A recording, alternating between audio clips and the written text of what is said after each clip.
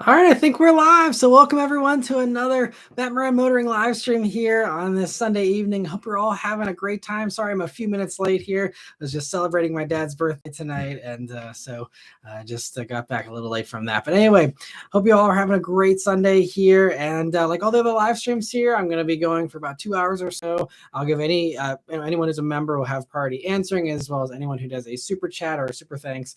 I will be answering those questions first, but hopefully we can, answer a lot of non-member, non-super chat questions as well. And I see we already have a bunch of people that are hanging out in here. Thanks for joining in, everyone. And Azurin, welcome back to the Matt Moran Motoring Club as well. I appreciate rejoining there.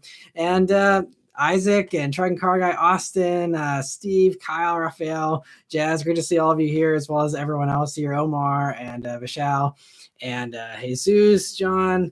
Thanks everyone, Michigan boys, all the mystical. Thanks for hanging out. I see. Let me see. First question here from Austin says, "Hey Matt, in your best educated guess, how long do you foresee the UAW strike going on for?" Great question. I'm sure that's something a lot of people are spending a lot of time and money right now to try and figure out.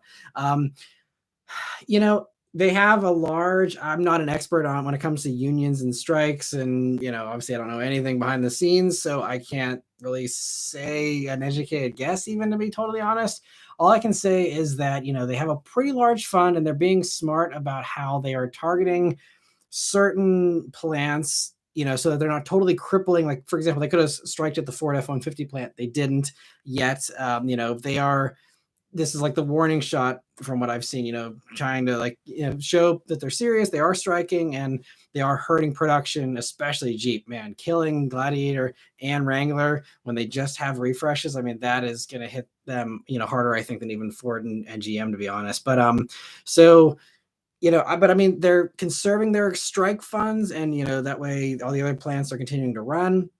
Now, if this turns into the same kind of strike like we're seeing in Hollywood, where both sides are at a stalemate, there's a little bit more at risk, I'd say, with the auto sector versus the entertainment sector, but it still is, large amounts of money at risk for everyone involved. And so I feel like, honestly, like I'm surprised the Hollywood has been going on as long as it has. And so that makes me think like there's no limit to how long this could go on for. I think a lot of people are really tired of, seeing record profits everywhere, seeing the top, 0.01%, making out like bandits, and everyone's tired of inflation. I think there's some more resolve here to stick around on the striker side.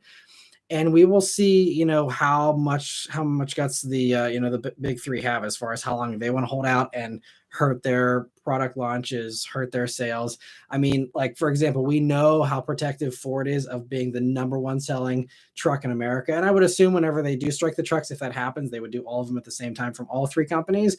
But, I mean, Ford is really proud of, hitting that like million unit mark every year or more. And, just trying to get to that point. Maybe they will let that go. But I feel like Ford's not the type of company that's like, take a back seat. Like they want to, have those bragging rights. So I feel like, that's going to really kind of pinch them if they do start, hitting the F-150s, because that is a big point of pride as far as the sales, the leadership, and just their domination of that market. But yeah, your guess is as good as mine. I wish I, knew, because it would definitely, help everyone involved if we had some kind of gauge as far as how bad this can get. But I mean, I'm just telling everyone, prepare for markups to come back on all the, stuff from the big three, at least.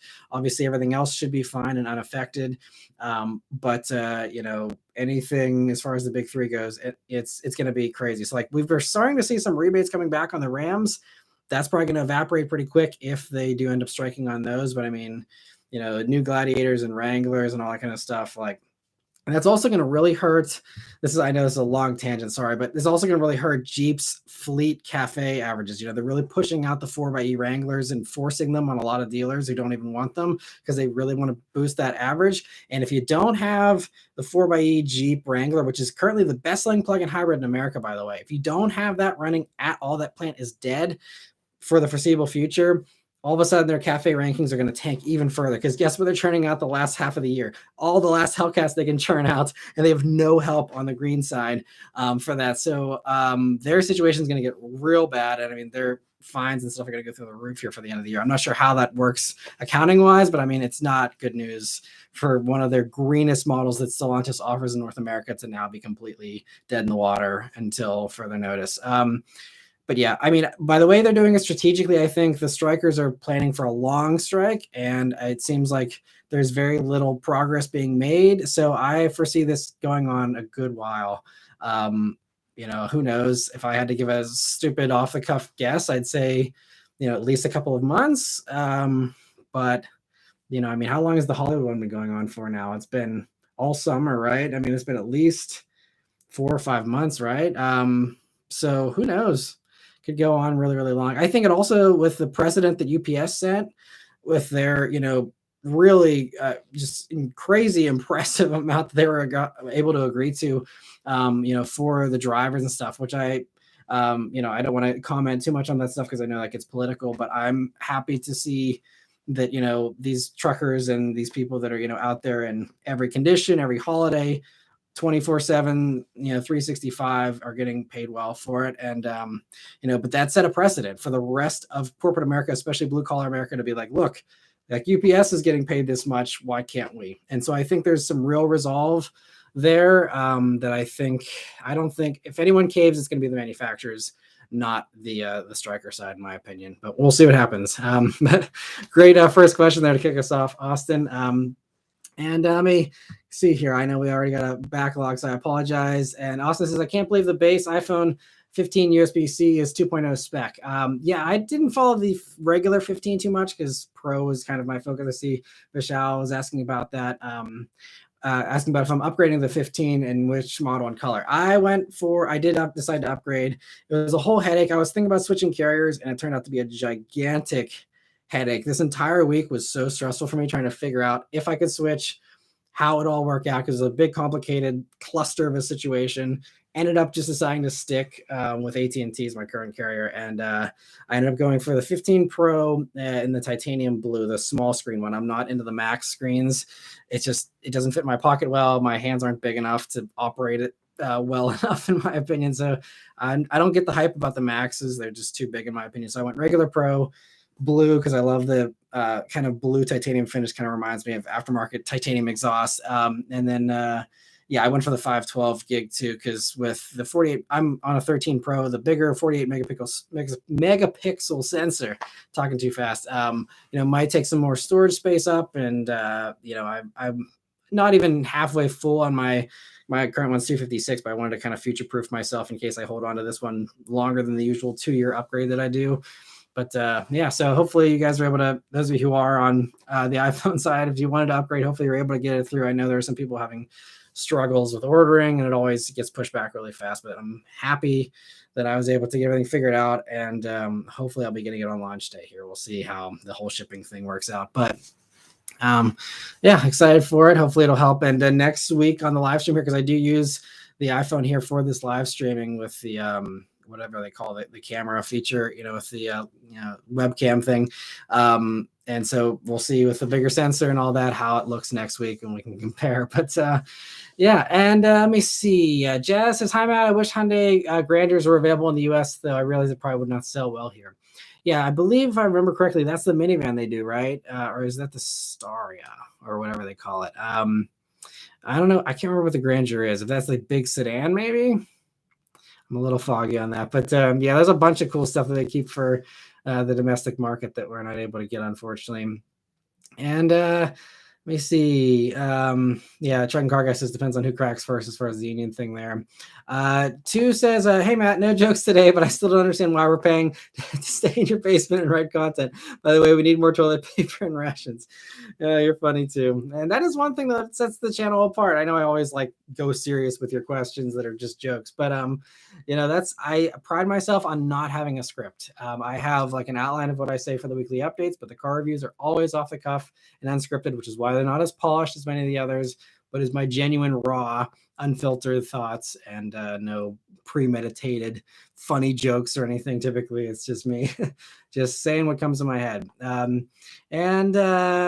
Justin's joined in. Thanks for joining, Justin. MG Channel says, hey Matt, did you see the new S650 is already having problems? I did not see that. You were the first person to inform me of that, actually. So I'd love some elaboration there about what's been going on wrong with them. I saw people are dynoing them and stuff, but I haven't seen any issues. I'm kind of surprised, honestly, because it's basically S550, unless it's the tech stuff on the inside that's new that's having issues. That's interesting. Thanks for the clarification, Jazz, about the Grandeur being the big sedan. Yeah, that'd be cool. So it'd be cool to get the Toyota Crown here, all that kind of stuff. Raphael says, I upgrade my phone every 4 or 5 years. Right now, I'm looking for one that's not as big as a tablet. I know it's so hard. And, with the announcement of the new phones here, they announced that they're getting rid of the iPhone mini, or was it the 13 mini or whatever. And I know some people really love that small, kind of old school size. That's a little small for me, but yeah, I usually try and do the 2-year upgrade every, couple of years, just because, obviously I use it for a lot of the content here on the channel, whether it's just doing the pictures for Instagram and stuff like that. And sometimes I will actually film a few shots on my iPhone if, there's some stuff, if my camera's already mounted on the windshield and I already have everything set up and I'm like, oh crap, I forgot to film the headliner or something. I'll just pull out my phone and do a quick little shot of that kind of stuff. So, and I am going to maybe do more iPhone filming here going forward, because I know a lot of other big car YouTubers actually are almost 100% iPhone with their filming. And, it's just a really good camera. So it's like, instead of spending thousands on other high-end cameras, like, why not just use my phone, So I may do a little more of that down the road as well. And Sean says, hey man, if you could collaborate with another content creator, who would it be? I love collaborating with a lot of my other, car reviewer buddies. We've collaborated in the past. As far as another content creator, maybe that's like not a car YouTuber, I don't know. I mean, most of the stuff that I watch on YouTube is honestly just car stuff. I mean, I think I've said this in the past, and other collab questions have come up in the past. I guess doesn't really qualify as a content creator, aside from maybe technically he is, but James May does a lot of stuff on the Drive Tribe YouTube channel and on, other stuff he posts. So I guess you could say he does create content in a way. So with that loose definition of the term, James May is probably my top pick. If I could dream anybody to, be a collaborator with me, if I could do a video with James May, my life would be pretty much made, at least as far as the work side goes.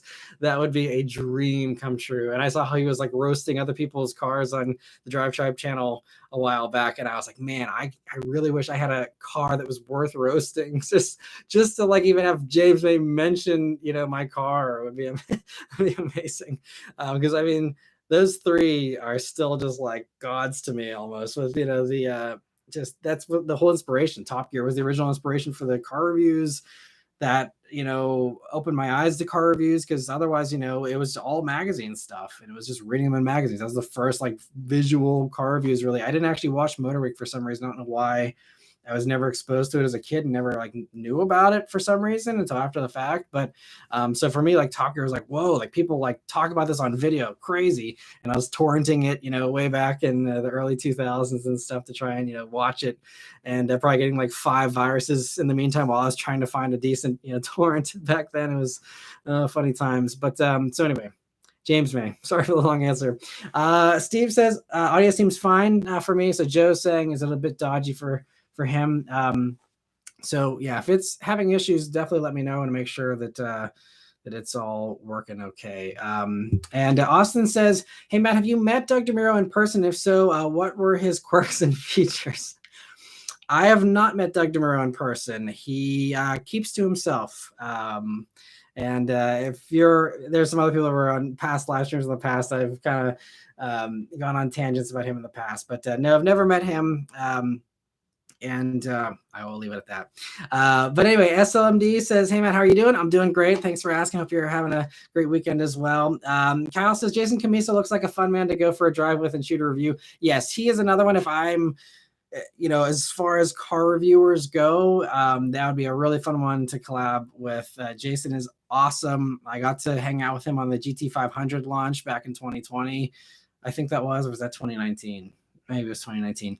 Yeah, anyway, he's an awesome dude. He was so nice and down to earth too. Like he like took time to talk to me. And I'm like, I'm a nobody. And like, he's again, like this automotive god in a lot of ways. And so it was really cool to talk to him. It was so nice, and he's does such good videos. I'm so glad that he got paired up with Haggerty, who has like an endless budget to just do whatever insane crap comes into his mind, and I love it. It's the perfect pairing, and yeah, I love their videos so much. And yeah, Jason seems like a great guy too. And two says torrent allegedly. Yeah, I guess I shouldn't probably say that. Is it after like the legal? I don't know, but yep. I had watched Top Gear in sketchy ways, I guess I should say. Raphael says you should collab with Todd and Paul from Everyday Driver. I think that would be very fun. Yeah, they're great. They're super nice. I've had plenty of discussions with them in the past as well. Last time I think I saw them was actually in Hawaii for the Toyota Highlander Tacoma thing, and they're super nice. They're always super friendly, very knowledgeable. Yeah, great guys. MG Channel says there was a guy that got stranded at the gas station with his new S650 Mustang GT. His car would turn on, but as soon as he put it in drive, it would turn off and have error message on the dashboard. Wow, that's weird. That kind of sounds like a Lemon, kind of just like a one-off thing. I'd be curious if that's like an actual recurring thing with other people, or if that's just that one. Interesting. I don't know if you guys have seen the S650s on the road yet. I saw a bunch of them on a car carrier on my way to Baltimore, 2 weeks ago or so to film the Kona review. But I have not actually seen one driving around yet. We will see. That might be something that's going to be another car that'll get marked up like crazy if they strike that plan here soon too. And they'll just have, a few hundred S650s built, and then that'll be it for 2023. We'll see. SMB says thoughts on purchasing a 2014 Mercedes E350 one owner clean Carfax with 80,000 miles for 15 grand. I don't know enough about that car in that, as far as market goes, as far as whether that's a good deal. Obviously, even if it's one owner clean Carfax, you still want to definitely make sure you look over it well, because one, Carfax doesn't always show everything, and two, typically if it's a one owner car, it should be pretty well kept, but sometimes people slack towards the end of their ownership if they know they're getting rid of it soon. So you still want to make sure that, the maintenance was kept up to date, all the way till the very end there. Carfax can help with that, but again, it doesn't always. So, you just want to make sure they have receipts and stuff if they don't have the Carfax history there for it. But as far as 15 grand, I have no clue if that's a good price or not, unfortunately. And I'm not sure if that's the same generation. I did do, I think, a 2010 E350 review a long time ago. So if you're curious of my thoughts on the E350s, if that's the same generation, and if you haven't seen that video yet, you can check that out. Yeah, it's been a long time since I drove an old E350, so it's hard to say. But hopefully it works out. And my suggestion all the time for people looking for, reliability ratings for vehicles and things like that is, try and go to a forum, try and go on, Facebook pages for that vehicle. If there's an owner's club, things like that, to kind of learn the ins and outs of them. What are the problem areas to look out for? What are some things you should check before you buy the car? Things like that. That's always helpful. Truck and Car Guy says electronics are always a fickle thing in cars. Yeah, definitely. That is the tricky thing, especially in my experience with the German brands for sure. Austin says, have you seen the movie Corvette Summer with Mark Hamill? It's ridiculous but amazing at the same time. Never seen that one. I actually have never even heard of it for some reason. Not sure how that one fell through the cracks for me there. But I'll have to check it out. Thanks for the suggestion. I just saw that Fast 10 is finally on Peacock to stream, so I'm hoping to stream that here sometime this week finally and see Fast 10, because I'm behind on that one as well. And Yavinder says, hey Matt, you think the CT5 is finally up to date with the competition with a new refresh? I think it's great. I think it actually kind of exceeds some of the competitors, depending on how you like your screen packaged, I guess. I guess the E350 has the bigger screens, and you can play Angry Birds and video conference on the E350 and stuff. And I mean, I guess the CT5 still kind of straddles, is it a 3 Series competitor? Is it a 5 Series competitor? And they kind of like saying that they're both, but so as far as the refresh goes, I think it's really nice and impressive. And I don't know, I never had a problem with the CT5 interior. Like, yes, it's not as nice as, a maxed out E-Class or C-Class even, for that matter. I mean, the materials are not up to the Germans still, but to me, that's okay. I feel like, again, I haven't had a ton of experience with the German competitors, so it's hard for me to say definitively one way or the other as far as how it compares to those. But what I can say is, I mean, that Alpha platform is amazing with the revisions they did for the CT5. It drives so well. And then the fact you can get it with a manual with the, black wings and all that, it's just a whole nother level of awesome. So I had no problem with the CT5, but I think that just sweetens the deal in my opinion. And I'm excited that they've given it all that great tech. And two says, hey, Matt, since the iPhone 15 Pro supports USB-C, do we need more than 256? Just get a USB-C external drive. I could do that. It's just kind of a pain, and I have never used one with an iPhone. I think they said, now you can have one hooked up whenever you're shooting stuff like on a tripod. But for me, like I'm shooting on the go, I'm mounting to a windshield where I don't have the luxury of tons of real estate unless I want to like block all my visibility. And I know USB-C drives don't have to be huge, but for me, also external drives are not cheap. So spending an extra $200 to give me a little extra space on the memory on the phone. And then, it's a temporary thing. I load it up on there, dump it, later in the day.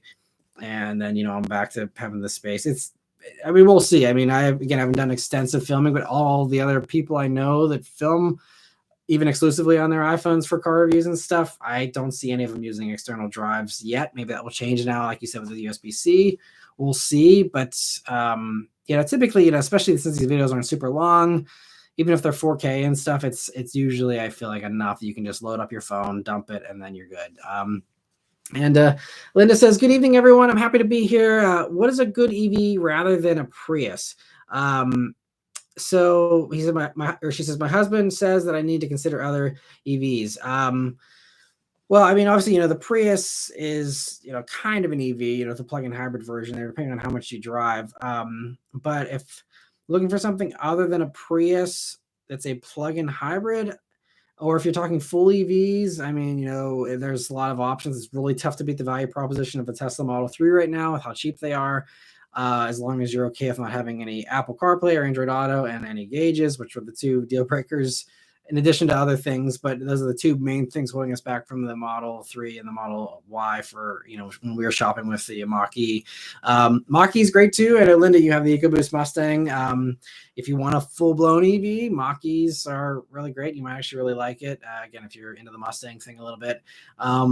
There's a bunch of different plug-in hybrids, but if you want a sedan, you don't really have many options. If you're looking for a non-plug-in hybrid, there's other hybrid sedans out there. The new Accord's really nice.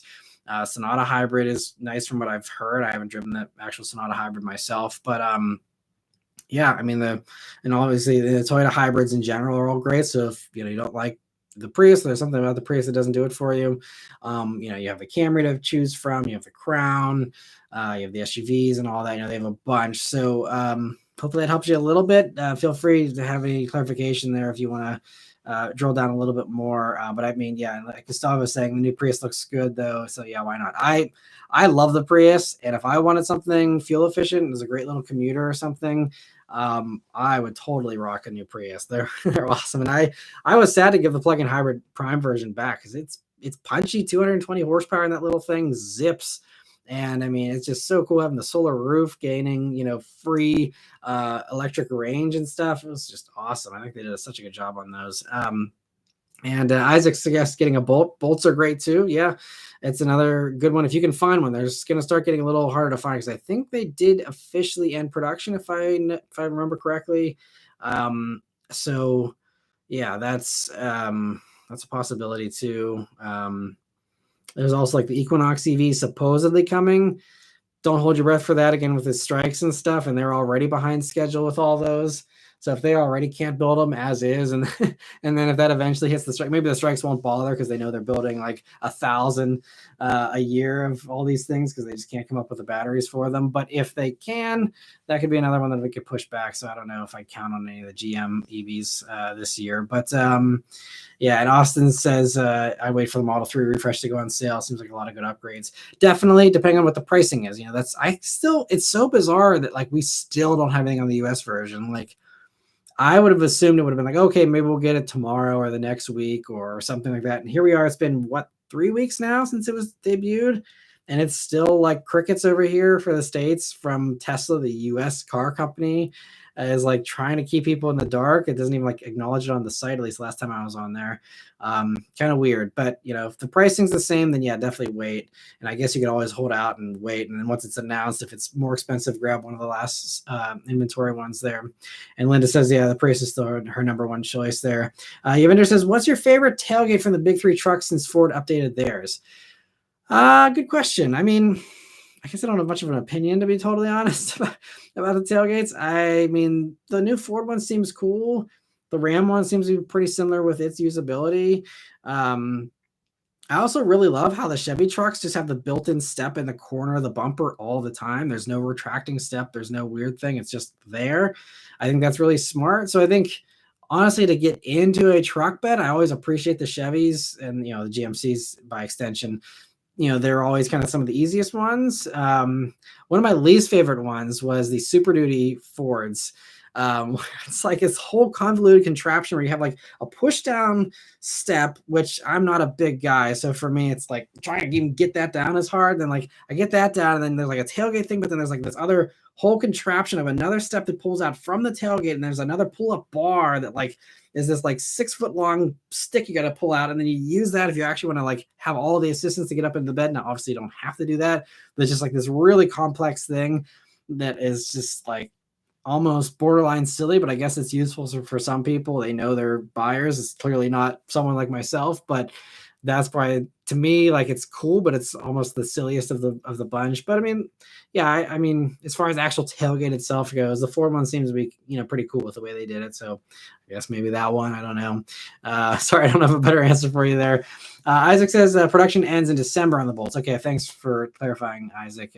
Maybe it'll be sooner, depending on how they shake out again with that whole strike thing. But thanks for chiming in there, Goth Rocker, as well. And Omar, I see you're posting your question a bunch. I will answer it, but please don't spam in the future here. It says, does the Grand Highlander Platinum feel like a luxury SUV to be revealing other luxury car SUVs like the MDX Advance, or rivaling, I guess is what you're saying there. I'd say it's close to the MDX. I don't think the MDX is like amazingly luxurious. It is certainly nicer than a Pilot, but I don't think, at least if you're talking about the top type S, that one, feels a little more luxurious, but a regular MDX with like the advanced package to me isn't anything remarkable. So for me, I would say, probably, I'd say probably Grand Highlander is close. I'd say, yeah, it's very, very close. Not a huge difference there. Sorry, I got a notification. Stupid Apple stuff. My Apple mouse is saying the battery is very low and needs to recharge soon. So hopefully, I'll see if I can find another way to edit this or to end this live stream if my mouse quits working here. I do have a plug-in mouse I can do, but anyway, we'll see. So it'll be interesting at the at the 2-hour mark here how I actually end this live stream. But anyway, other questions here. Let me see if I can do like a thing on my keyboard here. I don't know. Anyway, I'll figure it out later. So let me see. Other questions here. Gothworker says, everyone get ready for the used market to be skyrocketing due to the strikes. Absolutely.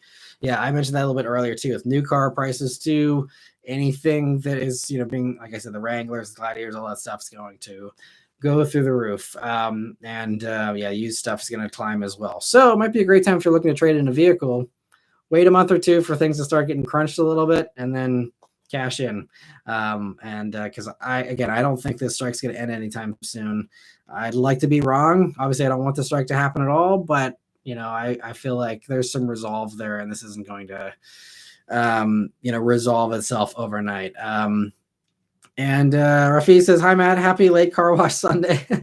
Thanks for joining in, Rafi, and hope you had a good car wash this Sunday if you did one. I think next year, the reason why I haven't hand washed the Bullet or done any car wash videos, which people have actually asked for, and people have asked me like my car wash recommendations as far as products and stuff, and I don't have any recommendations because I don't ever use car wash products.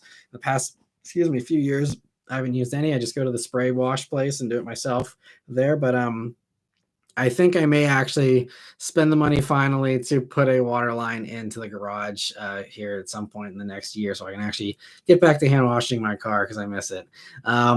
And Kyle says, my dealer gets bolts in and sells them as soon as they arrive. Still a lot of demand for them. Absolutely. The sales are like super hot on those. And it makes sense. I mean, with the tax credit and, the cheap prices on them. And the fact that I can get like Super Cruise and the EUV version. And that's a really nice little car for the money. And Rafi says the best charging design on a mouse. Yes, it is not great. It normally isn't big of a deal for me because I can just plug in for a few minutes if I am absolutely needing to do something that's not, super inconvenient. But with my current setup, it is a little more inconvenient because the way I have everything set up with my whole system right now with the live streaming, I have my phone plugged in, so I have everything occupied as far as USB-C jacks goes. So I'm going to figure out how to plug that in. But I have other cables, but I don't think I can fit any other ones in my Mac because my Mac is all USB-C. Doesn't have any regular USB-A, but I think I may be able to figure something out here in a minute. But anyway, so Rafi says, best design there. Austin says, I wish I bought more of my wish list cars before COVID. New or used, I don't see the market price ever coming back to pre-COVID prices. Yeah, we'll see. And especially now with the strikes and stuff, that'll drive it up even more. So used prices, it's going to be crazy. I guess it's going to help people's equity situations though, with everyone paying too much for their vehicles. People will be less upside down on their vehicles with these insane loans they're taking out and stuff. So I guess it'll be helpful for that as long as they stick with them. But Deidre, thank you so much for the live or for the super chat here. It says, "Hi Matt, I have a Lightning Lariat on order. It might get postponed due to the strike. Should I wait for a 25 Lightning with the NACS port and the LFP battery, maybe new tailgate as well? Thanks." I mean, it comes down to how important those things are to you. I'm surprised that you're actually having to order one because it seems like there's a ton of dealer stock all over the country, at least from what I've seen previously. Maybe that's not the case. I'm not up to date on all that, so I apologize for the ignorance. But I think, I mean, if you can get a good deal on it, I heard there's even some dealers offering discounts on Lightning. So if there's a deal to be had, maybe grab a cheap Lightning now while they're still cheap. If you can, maybe dealers are already jacking up the prices as soon as they saw the news in anticipation of the strikes hitting the F-150s eventually. But if you can get a good deal on one sitting on the lot somewhere, I would maybe grab one of those, bail on your order. And then if you want to, get all the other stuff down the road, hopefully you'll still be in a good equity position with your old one to maybe flip it into the 2025 version, down the road. Maybe do something like that because it's kind of a slippery slope as far as, waiting for the next best thing. Obviously, the things that you're waiting for are things that have already been announced. Like they're going to switch to the charging port there, switch the battery. New tailgate is almost certainly going to show up on the Lightning as well. So, it's not like you're going out on a limb there, with waiting for those things. It just come down to, what your current situation is like. Do you need a car right now or not? And all that. So, but if you're worried about not getting your current one and just bailing, if you can wait a few years, sure. I mean, interest rates are crappy. And if you plan on financing, maybe you think it'll be better in 2025 as far as that goes as well. But, if you're a cash buyer, especially or something like that, or you're leasing or something, maybe try and find one on the lot somewhere that might be helpful. Hopefully that helps you a little bit. And thank you so much for the super chat as well. And Andrea, thank you so much for the generous super chat as well. He says, "Hey, Matt, I picked up the Type S last week and what a car. Just amazing." Well, congrats. I'm glad you got it and glad you're enjoying it so far. And they're so awesome. And I'm jealous you bought one. That's awesome. That's another car I'd love to just have. I can't justify buying one, but if I had the disposable cash, I wouldn't mind adding it to my collection for sure. So I hope you have a great time in it. I hope it treats you well, and congrats on an awesome purchase there.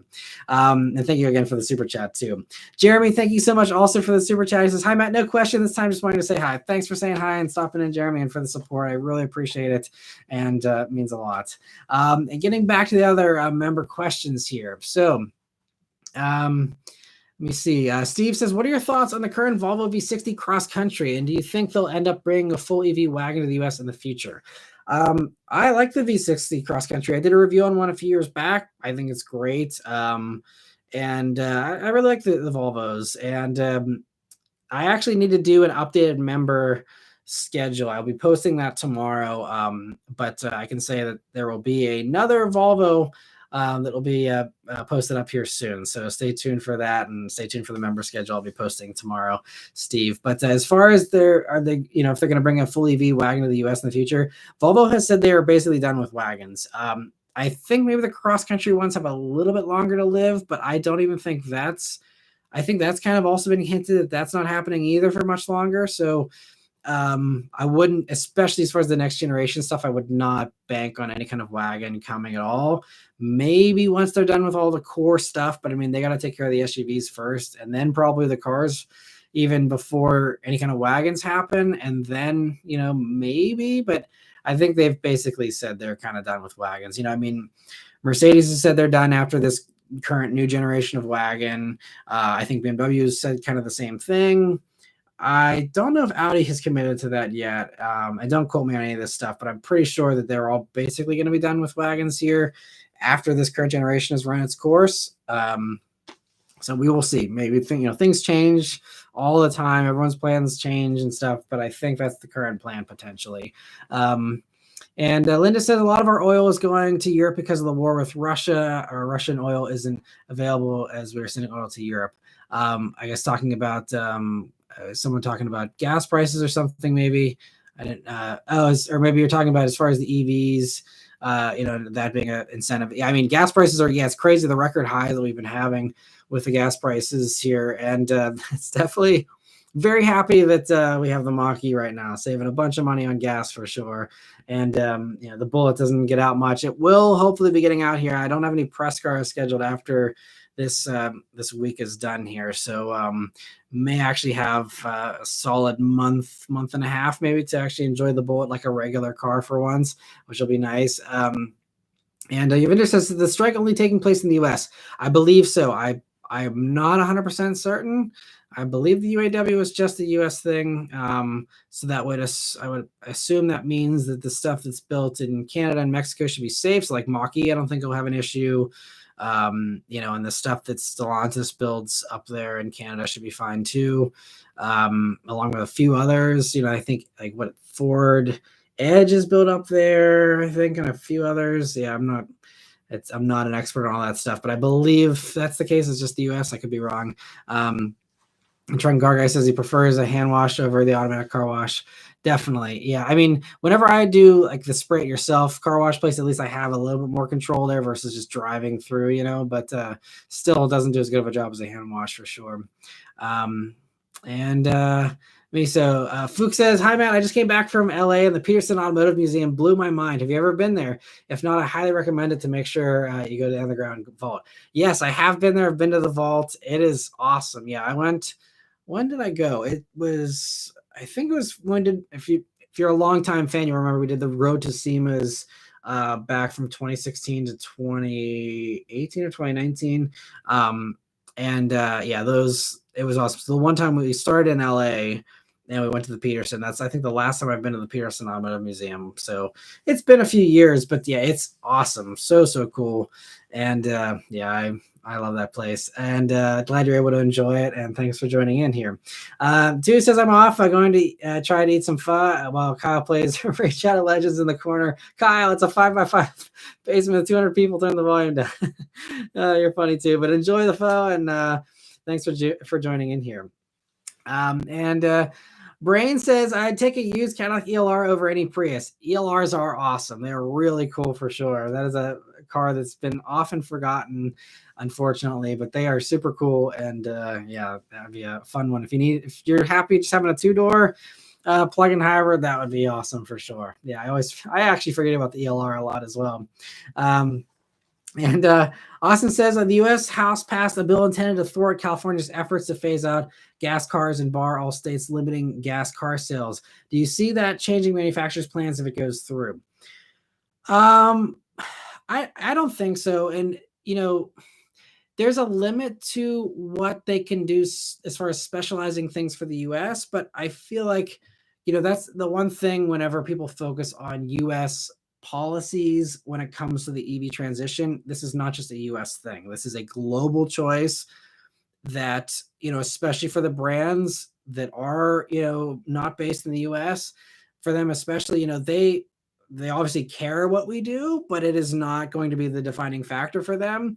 And I think also the thing you have to remember is, even though a lot of these investments are commitments and they haven't fully invested the trillions or billions of dollars that they have, planned to invest, they still are on that trajectory. And, if, the House does pass something, if that's something that's actually makes it through everything, which obviously there's other, hoops they have to jump through to get through that. And then, I'm assuming it'd have to get past the president's desk, which, would almost, I would assume, certainly be a veto. So there's a lot of things there, but if it does go all the way through and stuff, even, if that does end up happening, that is the case for 2023 here or whenever that ends up happening. Is that the case long term? Who knows? It depends who gets elected in the next couple of elections and all that kind of stuff. It's a very changing dynamic, and car companies can't play politics that on that macro of a level. They have to, kind of look at the big picture. I mean, all these EVs that are coming out, people like to complain about this being like a Biden thing, but it's like all these EVs were developed whenever Trump was in office. Like, this isn't something that's based on a president or a government. Like, these things are, it takes them 5 years to come out of the car, like that's beyond a presidential term. They can't base it on who's in the House, who's in the Senate, how things are going at that point in time. Obviously, yes, there's some influence there. And if they throw all the rules out for emissions, then sure, you're going to have companies take advantage of that and change their plans. So there's certainly some flexibility there, but there's still so many things that are in motion so far in advance. It's a big ship. You can't turn the big ship on a dime. It takes time, and you got to adjust things, and it's a very slow process. And it's like, okay, we're going to kill this car that we've been spending 5 years developing at the last minute just because now we have different rules. Probably not, and I think, I know, the car companies, they do, do a lot of things just for the appearance of, certain things. But I think some car companies do actually believe in this transition, and it's something that they do want to do regardless of what the politics are anywhere in the world. And so I think that there is some of that that's going to happen no matter what happens in any part of the world. But I feel like, again, this is bigger than the US. This is a bigger thing that is going to, not get changed overnight. I'm not saying it won't ever change. Maybe EVs are a band-aid or a stopgap before hydrogen or before a better gas comes out or something. There's no guarantee as far as what's going to happen, but I don't think that car companies are really going to care that much, even if something like that does go all the way through. But again, I'm no political expert or any kind of, policy expert or, know anything about, how it works on the car side there, but just on the outsider perspective, that's my 2 cents since you asked. But yeah, I wouldn't hold your breath for anything. Mike says California already has a 22% EV market share for new EVs. I see it hitting 100%. Yeah, and that's another thing too, is, like California, they have unique needs because they have higher gas prices and all that, and you have the smog issues and things like that. So that's also why doing a national policy is really not a great idea, in my opinion, because every state has different needs and different demands and different realities as far as what their charging infrastructure is like, what a realistic good charging infrastructure can be like in certain states. Some states, it just doesn't make any sense to have them every 1 mile apart, and it just, depending on how much space you have to work with and stuff, it's a whole complicated thing. So I think, any kind of blanket thing for any, part of the country, it's too complicated to just do something like that and just do a one size fits all thing. It just doesn't work, in my opinion. But Triton Car Guy says, I pity our fellow enthusiasts in Cali. Yeah, I don't want to go too much off the rails here, so I'll leave it at that. But Dave says, I've been looking at 5th gen Camaro since 2016. At this point, I've given up. Prices are going up $10K from pre-COVID. That's unfortunate that it's just going so high. Yeah, I wish I had some advice for you, but it's just one of those things that I think the fifth gens also are going to go down as, a little more desirable than the sixth gens, long-term history. It was the return, it was the retro thing, and I think they kind of nailed things a little bit better than they did with the sixth gen as far as packaging and styling in a lot of ways. Obviously, the sixth gen drives much better and had the higher performance and all that, but when you're looking at these through the lens of like classic cars in 50 years, I feel like the fifth gens might be a little more desirable, and maybe that's why they're already starting to, tick up in value a little bit. And especially now if everyone's getting more sentimental, if the Camaro is going away potentially for good, at least as far as a V8 two-door is concerned. I think, it might be that all Camaros really don't appreciate much from here on out. But anyway, Kyle, thank you so much for gifting those 5 memberships. I really appreciate it, and glad to see everyone was able to snatch those up there. And I always appreciate the support every week, Kyle. It means so much, and it always blows me away. Your support really means a lot, Kyle. So thank you.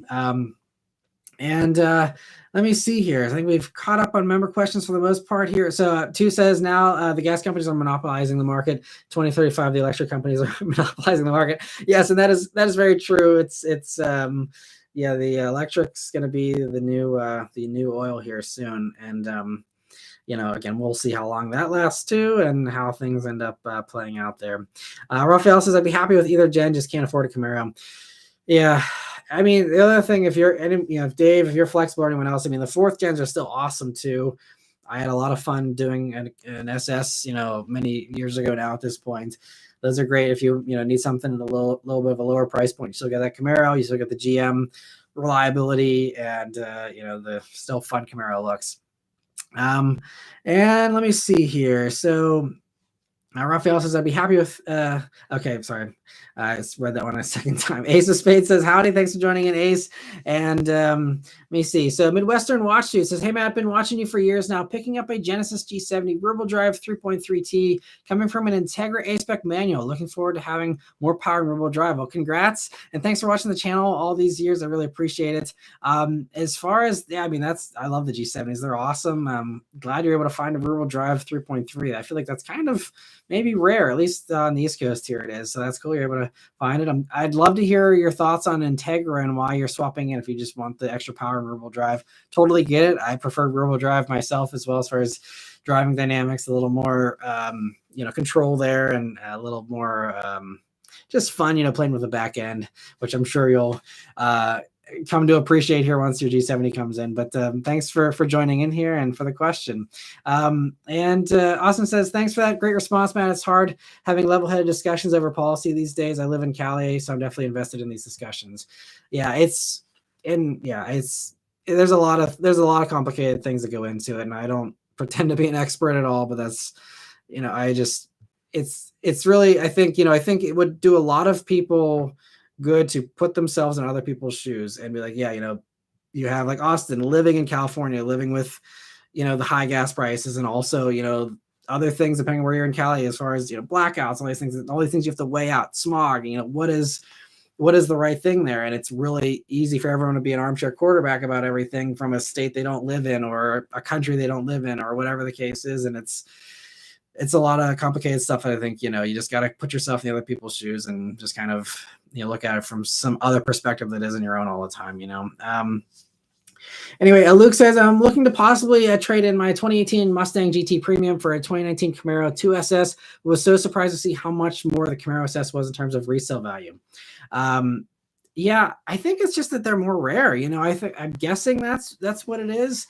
It just, there's not as many of them out there. And it's interesting. I haven't really compared them, to be honest. So I didn't realize there was that much of a price gap. But it makes sense. I mean, and as much as I love my Mustang, I mean, the Camaros do handle better. So I think, there's a lot of people that really, like, when you love a Camaro, you really love it, because you've already, again, made your peace with the visibility and all these other things, the compromises there. And so I think, people really love them, and maybe that's why there's not as many of them out there.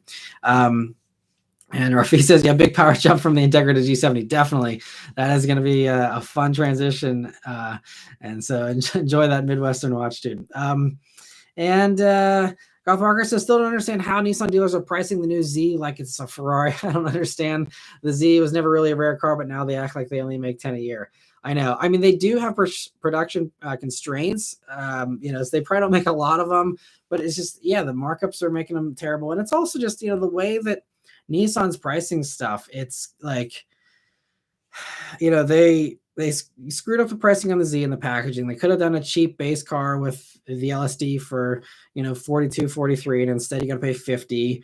And then, even I was talking in the weekly update, the Frontier Hardbody Edition, which is literally paint, wheels, and graphics, and it's $4,000 for the package. Like, who does that? Like, any other black appearance package, what is it? $1,000 maybe, 1,500, $2,000 if you're really crazy. But for cool retro wheels and graphics, I don't know. Just like, and then I don't know if you guys saw the rumor recently that the Z Nismo is going to be $65,000. Sorry, I could go on a whole rant about this, and I guess I will, because why not? You guys sometimes like the rants, but 65, I don't know if it's true, so I'm not going to get super bent out of shape until it is true. But if they do charge $65,000 for a car that everyone wants in a manual and can't get in a manual, so again, you're already limiting your market really tightly there, and then you charge $65,000 for it when a loaded Supra is 60 and is better in every way, in my opinion. I mean, again, maybe some people hate the Supra. That's fine if you don't like the BMW stuff, or you don't like the Supra for whatever reason. Have fun with the Z. I love the Z. It's fun. No hate against the Z. But to price it beyond the Supra, when it still probably isn't actually faster than the Supra in reality, I know the numbers, it looks faster on paper, but when you actually line them up, I'll be curious to see that drag race. But I'm thinking Supra will probably be faster. And then, just what else can you get for 65? You can get a Seat Corvette still for $65,000. Yes, it's a base one, but a base Corvette is still not a bad interior. And yeah, and there's so many other things. You can get an M2, which has more power and offers a manual. Just so many cars. And I honestly think that Nissan it seems like they're just trying to price their stuff badly to, like, maybe try and undermine their justifications for performance stuff, and then go back to the executives and be like, look, see, no one wants to pay for this stuff anymore. Let's get rid of it. Or maybe they're just, not doing well enough that they have to charge these insane prices to put this stuff out, and they'd rather sell 5 of them and just do that instead of doing none at all. I don't know, but it's just like bizarre to me. And so, yes, I really hope it doesn't go down that way, but if that's what they end up doing, then the Nismo version will be even more rare. And then if dealers try and mark that up, forget it. There's no way that anyone is ever going to buy that. But anyway, sorry for the rant there, Gothrocker, but thanks for the question. And Raphael, thank you so much for the super chat. It's time to call it a night for him. I have to be up at 4:30. Well, thanks for joining in. I appreciate it. And sorry about the 4:30 a.m. wake up, but hopefully you have a great week. And thanks again for joining in, for the support, and for hanging out. I always appreciate it, Raphael. And Tom, thank you so much for the super chat as well. He says, hey, Matt, what are your thoughts on car MSRPs going up for existing models? For example, the Civic Si after destination is now starting at $30,000. I mean, I hate to just blame it on inflation, but a lot of it is just, the inflation. If you run the numbers of what 2023 money is worth compared to 2022, 2021, whatever, it's mostly just keeping up with that. Unfortunately, the problem is that wages are not keeping up with that. And so that is why everything seems expensive. If, our wages were keeping up with the climb and everything else, not just cars, but everything, things would be a lot better. But unfortunately, wages are lagging. And so that makes everything seem more expensive to everyone as a result. So yes, to me, I've been saying, 30 is the new 20 as far as pricing for cars goes.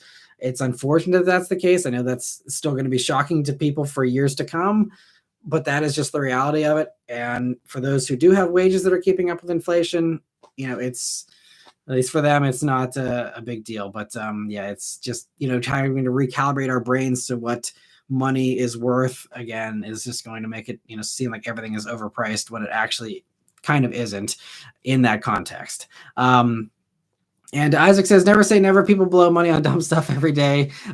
Very true as far as the Nismo goes. And I mean, there will be, the blank check Z buyers that have all the posters and banners up in their garages and stuff that, they'll walk to their Nissan dealer and pay whatever they want and drive home with it that day. And, I guess that was Nissan. I'm guessing that's Nissan's plan. That's the only way I can rationalize the Z pricing, is that they are just going after the early adopters and saying, hey, look, these people are going to pay whatever anyway. Let's put the price sky high. And then whenever we actually want to compete in a few years and we actually need to sell them and we don't want them sitting on lots, then we'll lower the price to be actually competitive. And then they'll be like, hey, ta-da, here's a limited slip diff package for a base Z finally for, a couple grand, and do all the things that should have been done. Because this is common sense stuff.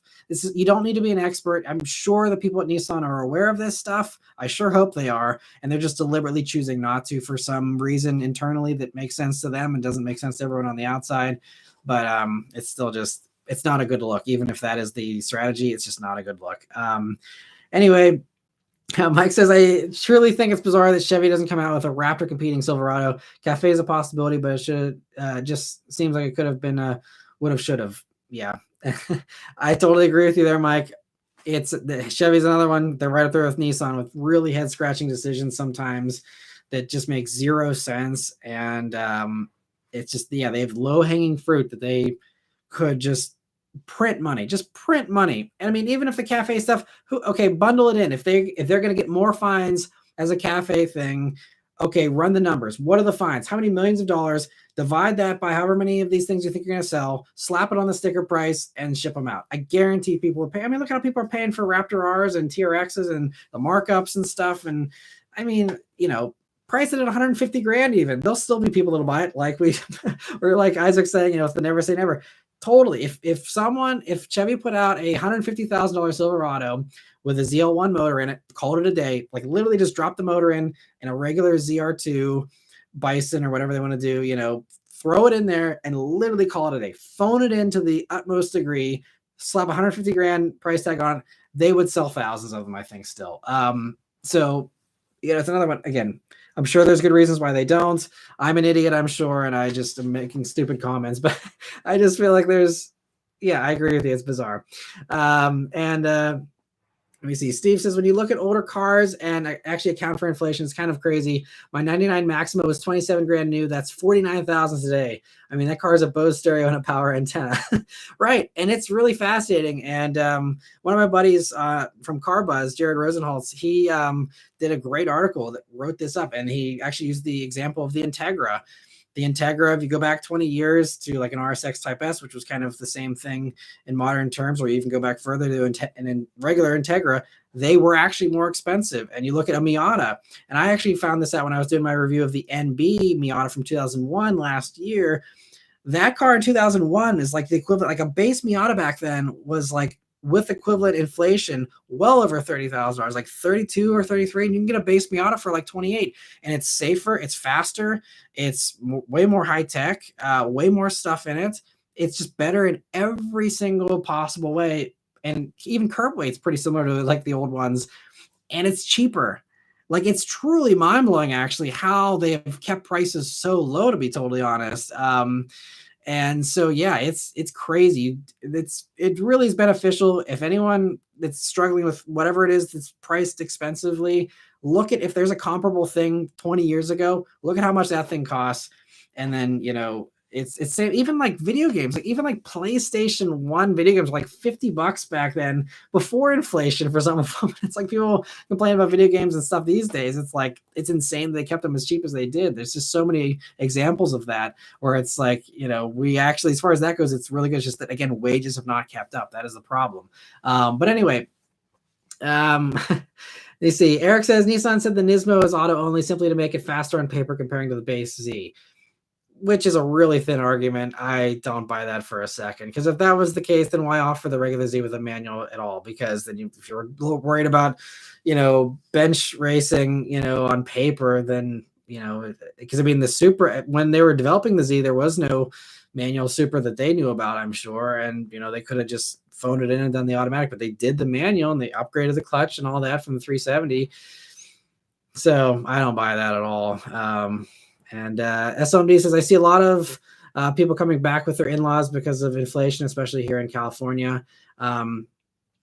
Yeah, it's unfortunate how it's really squeezing everything. The housing market is another example of just the insanity going on right now. It's crazy. I feel bad for people buying a house. I'm so glad we bought our house here in 2021 with our really nice low mortgage rate. I'm like, I am never moving because I don't think we'll ever see mortgage rates as low as we did, in the pandemic here. It was like free mortgages almost. And it's like, I don't know if we'll ever see that again, or not for a long time, if it ever happens again. So it's like, yep, I'm really glad we future proofed ourselves with this house. It has potential to expand if someday I'm able to, spend the money to expand and stuff. And it's like, I'm really happy that we made that future proofed kind of move here when we did. But I feel bad for everyone that has to move and sell stuff off and everything. It's not great.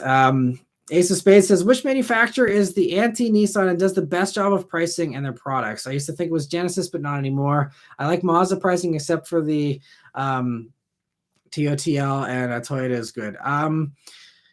As far as pricing, I think that Toyota does a really good job with a lot of their stuff. Like GR Corolla was a huge win as far as the MSRP price. I know markups, blah, blah, blah. But as far as sticker price, they really nailed the pricing on that car. I think Hyundai does a great job. I mean, look at a launcher and the kind of car you get for 33 grand when you see 46 for a Civic Si with 40, 30 more horsepower for an extra, 15 grand, or 14 grand. I mean, the Elantra's a lot of car, and that's a car that hasn't really risen with the inflation. Now we will see with the refresh version. I'm assuming it will maybe go up.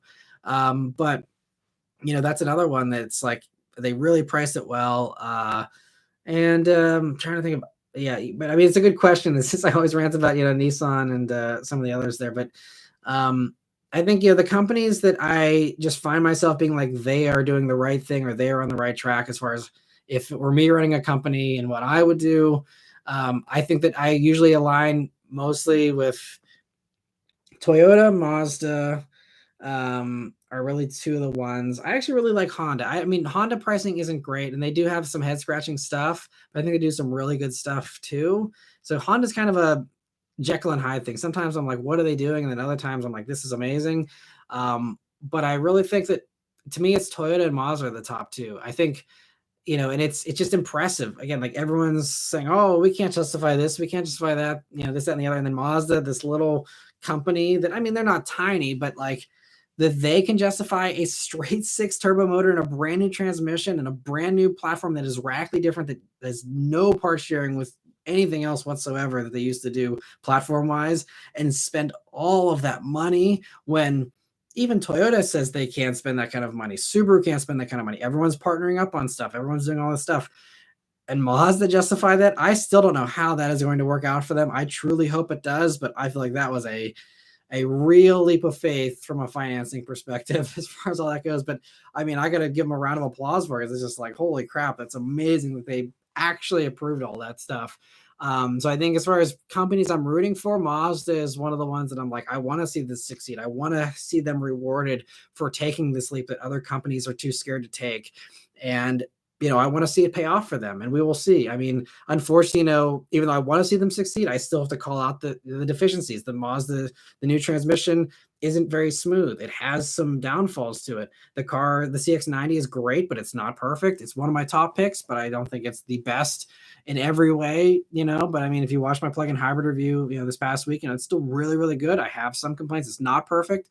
So I'm not going to be a cheerleader for them and give them unwarranted praise, but I really hope they do well, and I think they're on the right track. So I think they're definitely one of my favorite ones to watch right now. But I always just am impressed with Hyundai and Kia. I think they do a really good job of usually undercutting, offering more for the dollar than most of the others, and I think they're doing a great job. Great question, Ace. SMD says one of my favorite dream cars is a GTR R35 Nismo. Yeah, they are awesome. That's one of my other dream cars as well. If I needed like an all-around dream car that like I could drive in the snow, but I couldn't spend hundreds and hundreds of thousands of dollars, GTR is like a real sweet spot there. I was always hoping those would depreciate because that's actually a car I'd want to own someday. Excuse me, but it's just like there's no way they're ever going to depreciate to my affordability level, at least as of right now with my current earnings. But maybe someday. Yeah, I'm right there with you. I love Nismo is a little hardcore for me, but I'd be totally happy with a regular R35 for sure. And let me see. Goth Rocker says, I know everyone will laugh, but I did just test drive the WRX GT with the CVT. I was really impressed. I think Subaru has the CVT dialed in on the WRX. Electronic dampers are perfect. Neat, fun car. Yeah, I just wish it wasn't 42 grand. That's when it's more expensive than a Geo Corolla, which I know, again, you get the extra features, I guess, with having the bigger screen, and you have like a few other things, but there's really nothing. You get leather and you get a little more space, obviously. But I guess if people who don't want to drive a manual, that's a great choice, I guess. But at 42, even though I was annoyed with the Golf R's DSG, I just spent another 3 or 4 grand to get a Golf R, which is way higher performing. Even if you have to manually paddle shift around everywhere to avoid the annoying transmission programming, I still would rather do that than have a CVT WRX, in my opinion. I'll keep an open mind. I've been begging Subaru for one, and they just don't seem to have them in the fleets, at least in my area. I've been waiting for one ever since they came out. But yeah, I mean, the CVT, I just know the CVTs in the past turbo stuff, the XTs has not been dialed in well. I hope it is better, like you're saying here for the GT. I'm always keeping an open mind, and I will review it in an unbiased manner if I ever get a chance. But I'm just not optimistic about that one, unfortunately. But I hope that the electronic dampers at least trickle down to the limited someday, or they offer the GT with a manual at some point. I'd be curious to see what the take rate is for the GT, and if it's doing well enough that they're happy with its positioning, or if they're actually going to, maybe bring some of that stuff down to the other trims. Because it's unfortunate they lock all that stuff into the CVT with the Recaros and, the adaptive dampers and all that. And let me see. In Goth Rocker City, was thinking about it, but kind of pricey. Yeah, I just can't justify that price either. Austin says, same here, Matt. I bought mine in 2014. It's more than doubled in value since then. I guess talking about houses. Yeah, it's insane. I mean, even this house, we bought it in 2021, and I guess appreciation is different everywhere in the country, but I mean, here it's like, yeah, it's usually like in the past, it was like, it took maybe like 5 years to like, break even as far as, like closing costs and stuff. If you actually want to flip a house and go into something else, but it's like now it's like, no, like we could totally move if we wanted to, but we'd be crazy to ever leave this mortgage. Even if this house was terrible, which it's an awesome house, we love it. But even if it was terrible, it's like I would never want to walk away from this mortgage. And that's why they're saying, like, if you do want to get out of your house and you have a cheap mortgage, like just rent it out and just start with something else if you're in that kind of position, because it's like these mortgage rates we'll never see again, I'm sure. And Rafi says, follow-up question from post Apple Day. Will you be getting the new phone like you said you might? Not sure if someone has asked yet. Yeah, they asked it right at the very beginning, but just to briefly reiterate here, I ordered the 15 Pro, and I got the titanium, the blue titanium color, and I got the 512 gig to give me a little more space, with the bigger sensor of the 48 megapixel. Since I didn't get the 14, I'm still on a 13. So yeah, I think I'm excited for that. Hopefully that'll be good, and hopefully the quality is good. I know Apple's been a little iffy with the 14s for some people, so I'm hoping it's quality and it's as good as my 13's been, because I've been really happy with it. But yeah, I'm excited for it. And Austin says Prop 13 California keeps property taxes in check too. That's good to hear. I know nothing about that, but I'm glad it's hopefully working in your favor there. Trent Car says, if I was able to be in a stable job, maybe I could consider getting a house. Yeah, well, nowadays it's so tough. And I know I have, some family members that want to buy houses, but it's like, do you buy and then hope you can refinance someday? Or, what is the play there? And it's just tough. It's unfortunate for sure. We lucked out at the timing on this one. I'm very grateful for that. North Rocker says the Nismo Z is automatic only because they said performance from the engine is best achieved in the automatic, which is why the GTR is automatic. Automatic's the best for performance numbers. And that's true. That is true. If you're looking at it from a cold, objective perspective, totally. And that's what the Germans have been using to justify their extinction of the manual over there for years. And there's, again, that's objectively a true statement. But as Porsche has found out, as BMW is also learning, especially here in America, we really love our manuals, and we don't care about being the fastest and having the best performance. That's the whole reason. I mean, that's why the Supra offered the manual, not because it's faster, it's slower, it's worse in every straight line performance metric. but people don't care. I don't care. I'd rather, that's why I have a manual Mustang and not an automatic.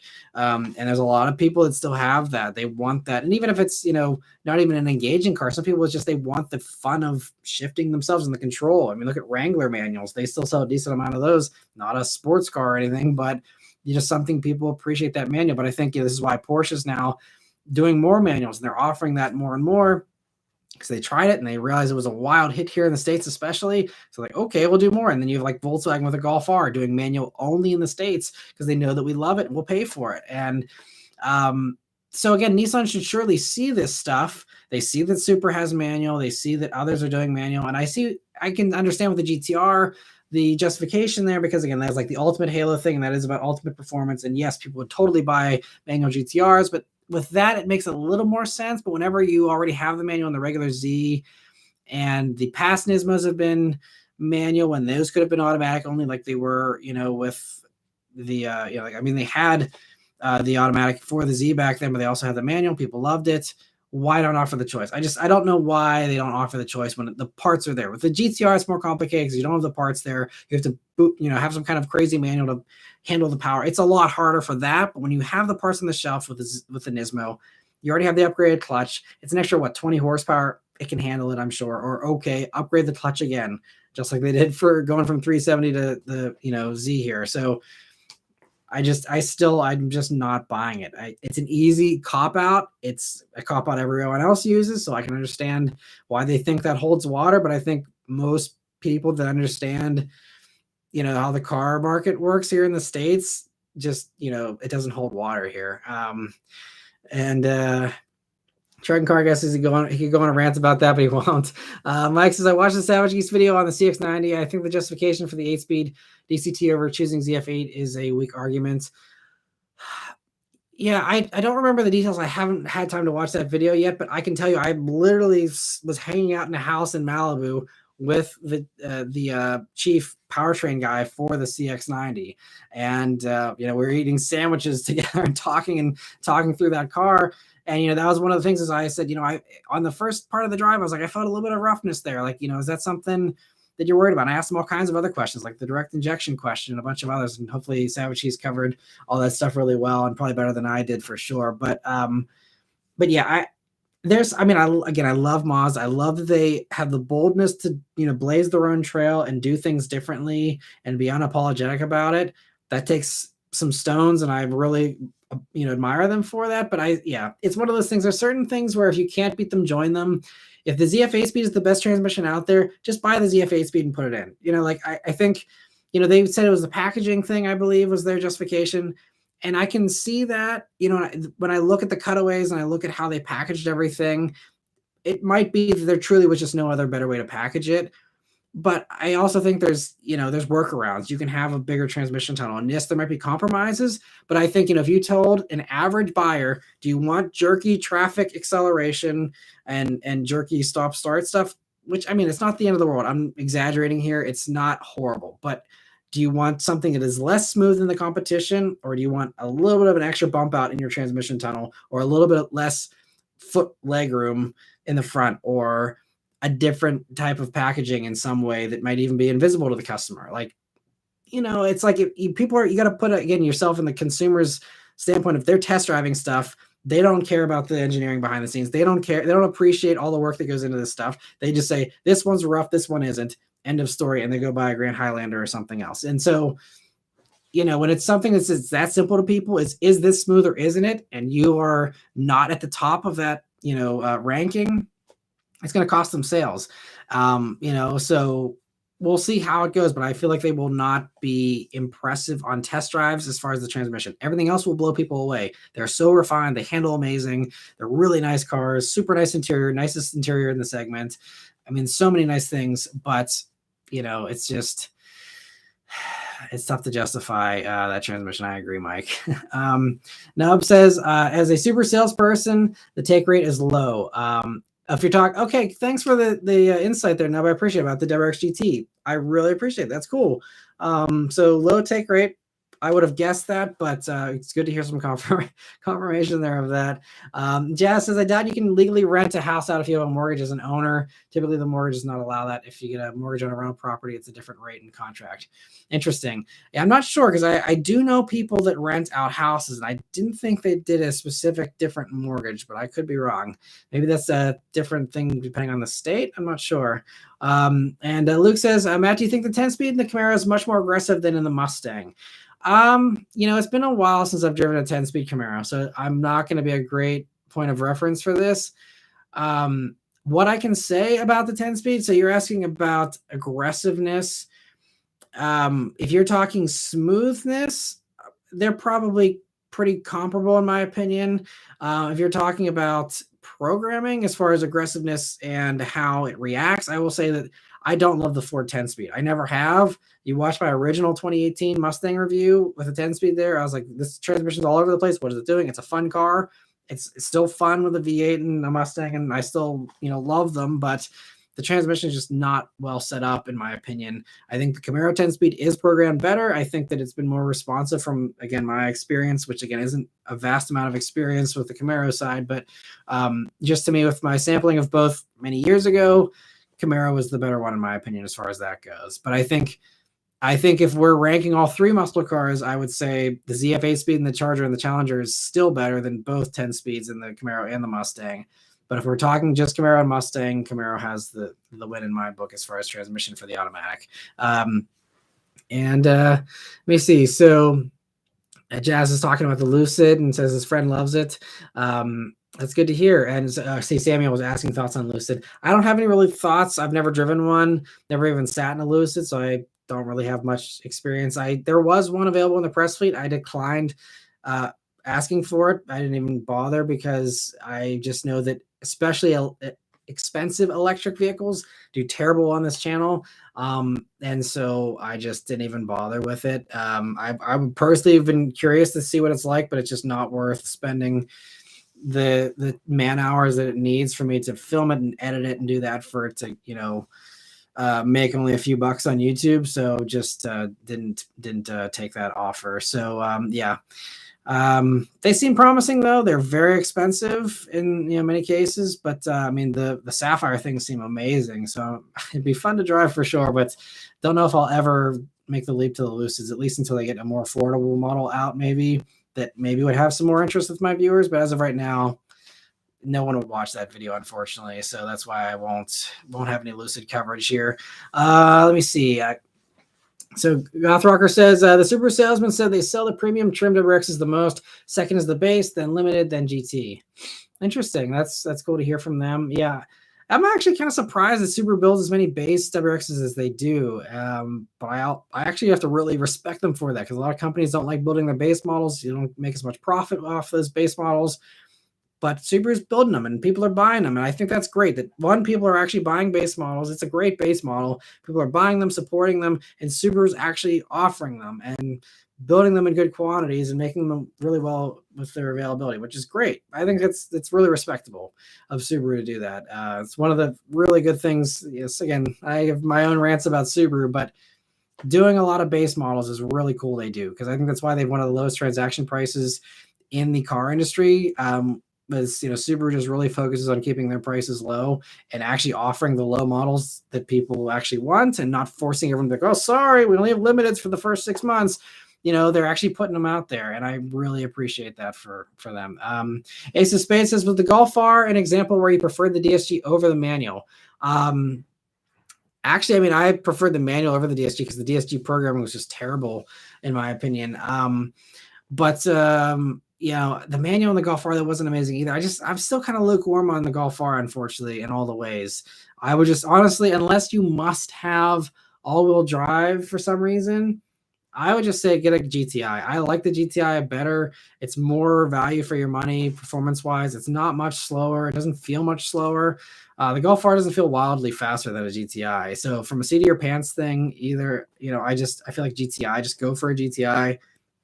You have limited slip diff, so even if you are driving in snow, as long as you have snow tires, that limited slip diff will help you, and it's not like they're super wide tires. I feel like most people that are not going to be limited by ground clearance, which would be a problem with the Golf R as well.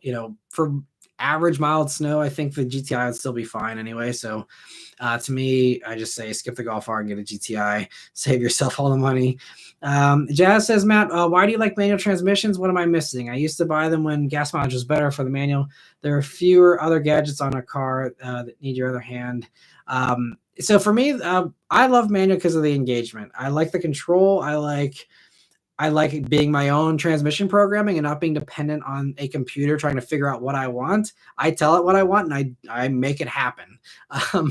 And even here in the year 2023, there are so many transmissions where it's hunting around. It doesn't know what I want it to do. And it's giving me too late of a response, too slow of a response.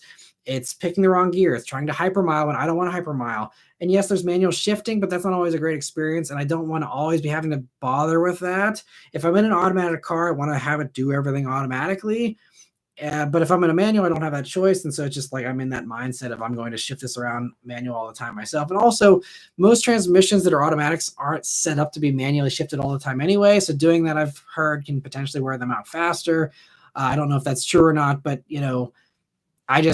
to me, it's just the engagement, and it's just the more visceral experience using your left leg, putting the muscle into shifting it. And it prevents you from being distracted. I can't text and drive. Not like I would want to be texting and being on my phone all the time, but I physically can't because I need my right hand to shift. And so, I think there'd be a lot less driver distraction. I think we'd have better drivers on the road. This is what you see in Europe. A lot of people, a lot of the countries, they require you to actually know how to drive a manual, or you have a higher degree of license if you can drive a manual. And a lot of them, again, that's still the norm for a lot of people in a lot of places. And I think it makes them better drivers as a result, because you have to be like, hey, I'm going up a hill. Do I need to downshift? It keeps you in a driver's mindset. When in an automatic, you can be on autopilot. You can just, everything's done for you. And these days with all the auto, safety, this, that, and the other, can steer for you, can do, everything for you basically. So then what is your brain going to do? Turn off, because everything's being done for us. So then it's worse for distraction in every way. And I mean, I like all the technology. It's great. And everyone likes something different. But I think we'd have a lot less, driver distraction problems on the road if manuals were more common. And so that's part of it as well. But I think for me, it's just fun. It's just more fun. I don't care about being faster. I'll happily wave goodbye to the automatic Mustang as they blow past me from a red light or from a drag strip or whatever. I don't care. I'm not trying to beat anybody. I'm not trying to set any kind of 0 to 60 records. I just want to have fun. And to me, manual's more fun. So that's the bottom line for me. But again, everyone likes something different. That's just my personal take on it. Let me see. Dorian saying manual Mazda 323. I've never driven a 323. That'd be a fun one. He said it was his first manual. Sorry, seeing the follow-up comment here. And then 88 Camaro, 2006 Mini S, 2007 or 2017 BRZ, 19 RF MX5, and 23 Boxster 718 manuals. Yeah. Kudos to you. That's awesome. I think that is probably more than I've done. Let me see. I've had Legacy GT, and then BRZ, EcoBoost, GT, Bullet, and yeah. So, I forgot the Mini. So 7. I lost count. You have 1, 2. See who has the more manuals. 1, 2, 3, 4, 5, 6. I got you beat by 1, I think. But I know you got your Mini coming in, Dorian. So that'll be number 7 there for you. So it's awesome. Jazz says, Brain F, hopefully Madeline calls you by your first name. Yes, I try and keep this relatively family friendly on here as much as possible. But it's a funny username though. I appreciate it. Ace of Spades says, I test drove the CX90 3 times and noticed the trans crunching / jerky issue twice. I'm hopeful that they smooth it out and fix it for the CX70, as that is the size I really want. Yeah, hopefully they do smooth it out. I hope it's a software thing. They can kind of just adjust the programming. I just, there are some physical limitations there. I mean, it's possible because I from my experiences with Porsche PDK, which again still uses, a dual clutch thing. I mean, the Mazda is kind of a multi-clutch thing. I don't know if it's technically a dual clutch really, but PDK, I really don't feel any jerkiness in that. In 99.9% of circumstances, I maybe recall 1 or 2 instances where I was like, oh yeah, this isn't a torque converter, but it's really rare. So it's possible if you have Porsche level engineering, I mean, maybe Mazda can do it. I hope they can. My best wishes to them, but it's going to be tough. And in the meantime, you're going to turn people off. That's the scary thing about this is if you get started on the wrong foot and it's not 100% from day one, you have people who test drive, and a lot of people won't do 3 test drives. They will do 1 test drive. If they notice that crunching or the jerkiness on the first time, they're done. They turn around, they go back to the dealership, they say, "Nice to meet you, see you later." And like I said, they go to something else. Like consumers are just, there is no mercy there. So I really hope it works out for them. I really do. And like I said, I think the PHEV version is smoother and better. So I hope that maybe that kind of catches on a little bit better for them, and that maybe, gets them by until things get a little bit better. But again, it's not a deal breaker if you really like the CX-90. I really don't think it's that bad. It depends on how much, stop and go stuff you're doing. But yeah, it's all up to different people's tolerance levels for that kind of stuff.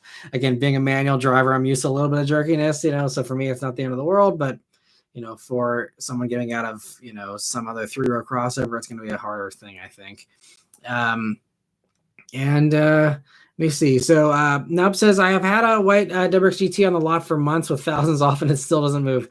Wow. So it's that bad. I know they're offering discounts on regular WRXs, but it's interesting that they're not moving there. I should see. My local dealer did have one that came in, and I haven't followed if that car sold or not. I should go look that up here when I get done here and see if that one's still sitting around or not.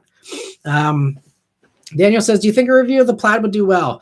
Probably not. I tried doing the Model 3 or the Model S P100D, which already is insanely fast. It's a sub 3 seconds 0 to 60. I had an amazing reaction in that. That was wild. Still one of the most intense reactions, honestly. Didn't seem like, it didn't do horrible, but that one I actually had to go to Turo to get, that's the only time I've ever rented a car from Turo in order to do a review. But I was going to need a car for a weekend anyway, because I was down in North Carolina for a wedding, and I was like, well, I can justify this. I can do a review on it and have something nice to roll around in for the weekend, and kind of, didn't have to make sense financially. So I spent the money, but I honestly don't even know with how much that car cost to rent on Turo back then. Maybe that broke even. I probably still lost money doing that one. So, obviously with a press car, it'd be, I wouldn't have any money out of pocket really, but it's just the opportunity cost is the thing that's, spending 2 full days of work to do each review that I do. That's just time that could be better spent, going and like this Impala SS, that video still is like almost 150,000 views now. It's like I can go to, Harrison Auto Sales and drive over there, drive some $15,000 fun car that everyone can actually afford, and, spend $5 in gas to drive that, and, have that be this huge moneymaker. And instead of, trying to fit a square peg in a round hole, basically trying to, get some of these EVs to work. I've kind of just consigned myself to the fact that, most of the people on this channel that, again, not all the super fans and stuff, but people who are the mass audience doesn't want to see EVs for the most part. That's okay. I'm here to do stuff that actually is helpful to you guys and what you want to see. And if that's $10,000 Impala SS's, sounds good to me. I'm happy to review anything that's fun and, something I'm remotely interested in. And so if it's something that's fun, I'm happy to do it. And, I'd much rather spend my time doing something like that.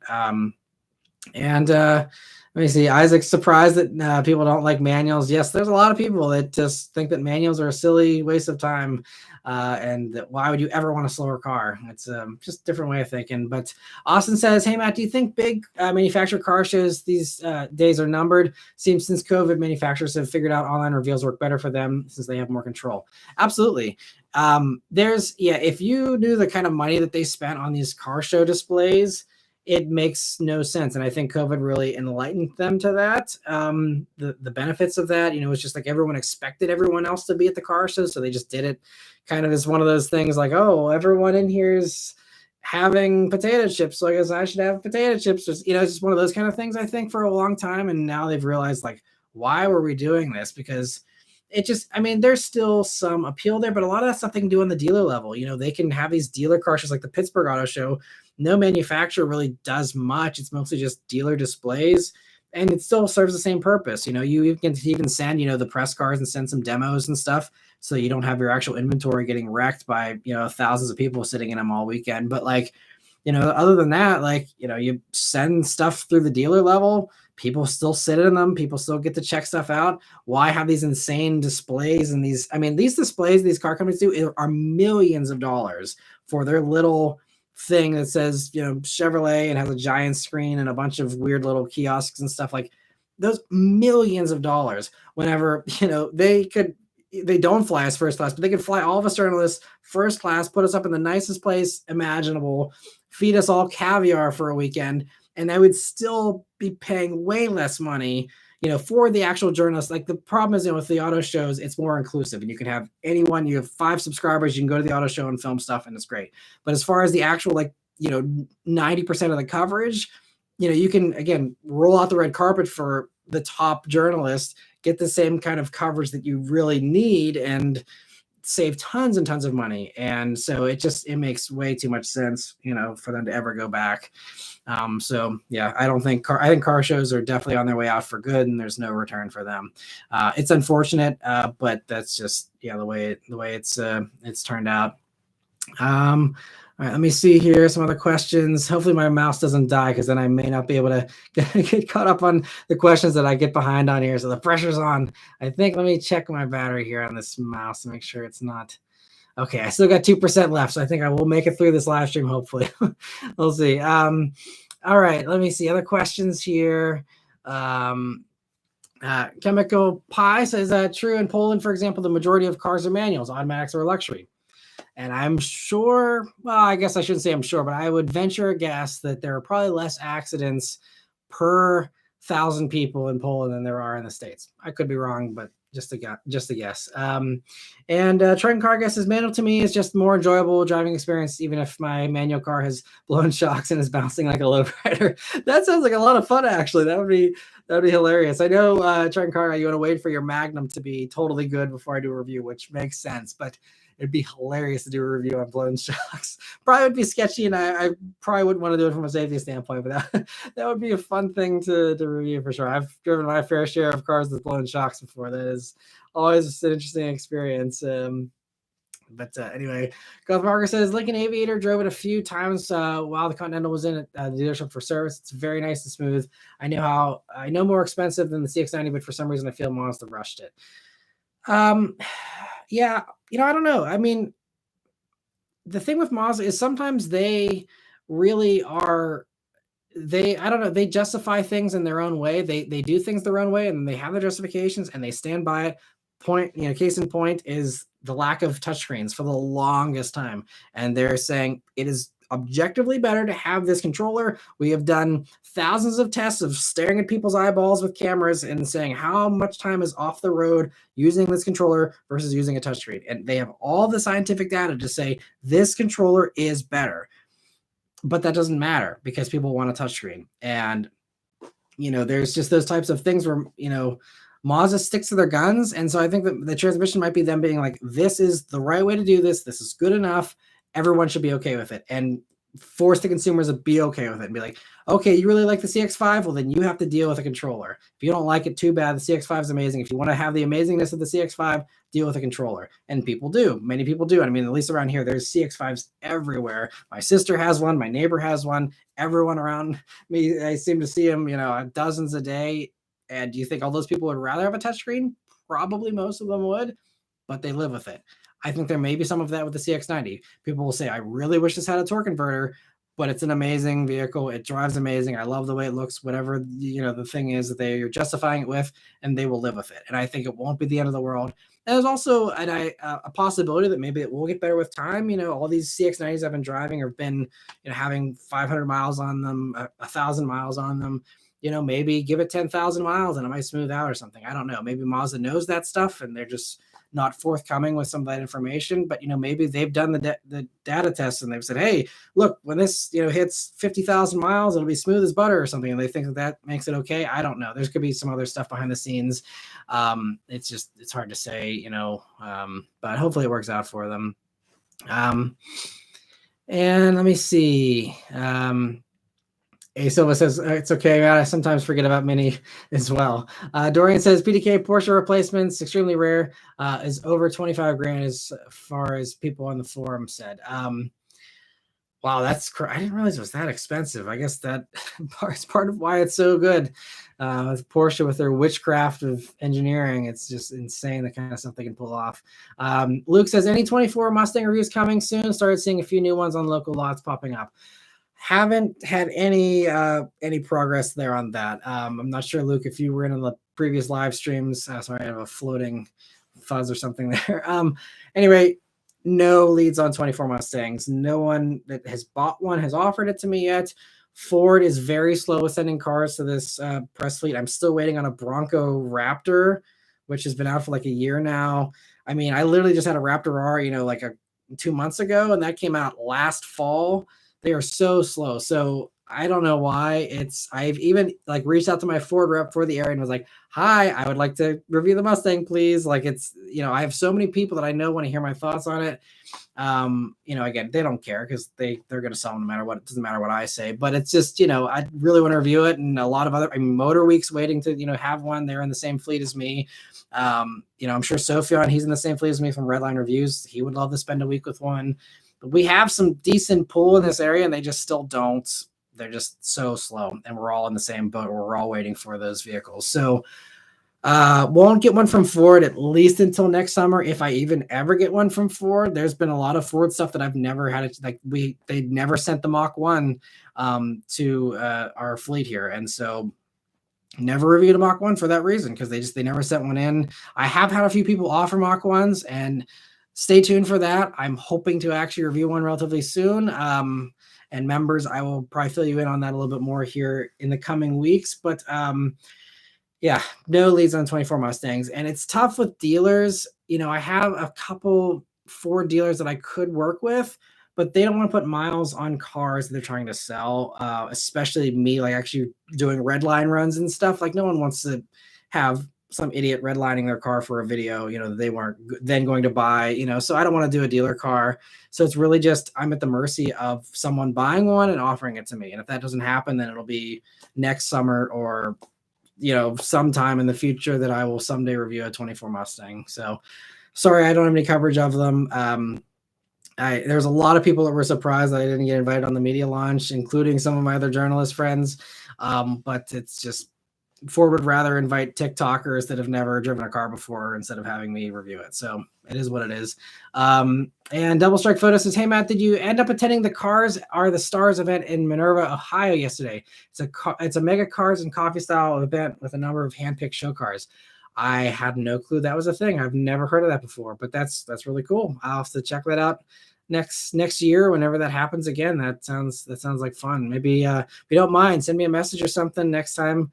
And I'll have to look into that. Sounds pretty cool. Minerva's not too far, so yeah, it's probably something I could potentially justify someday if it's pretty cool. I'll have to check out the coverage. And Steven says, I'm late, sorry, but what impact will strike have on car prices, etc.? I had someone offer me a huge price on a 23 Z06 70th anniversary.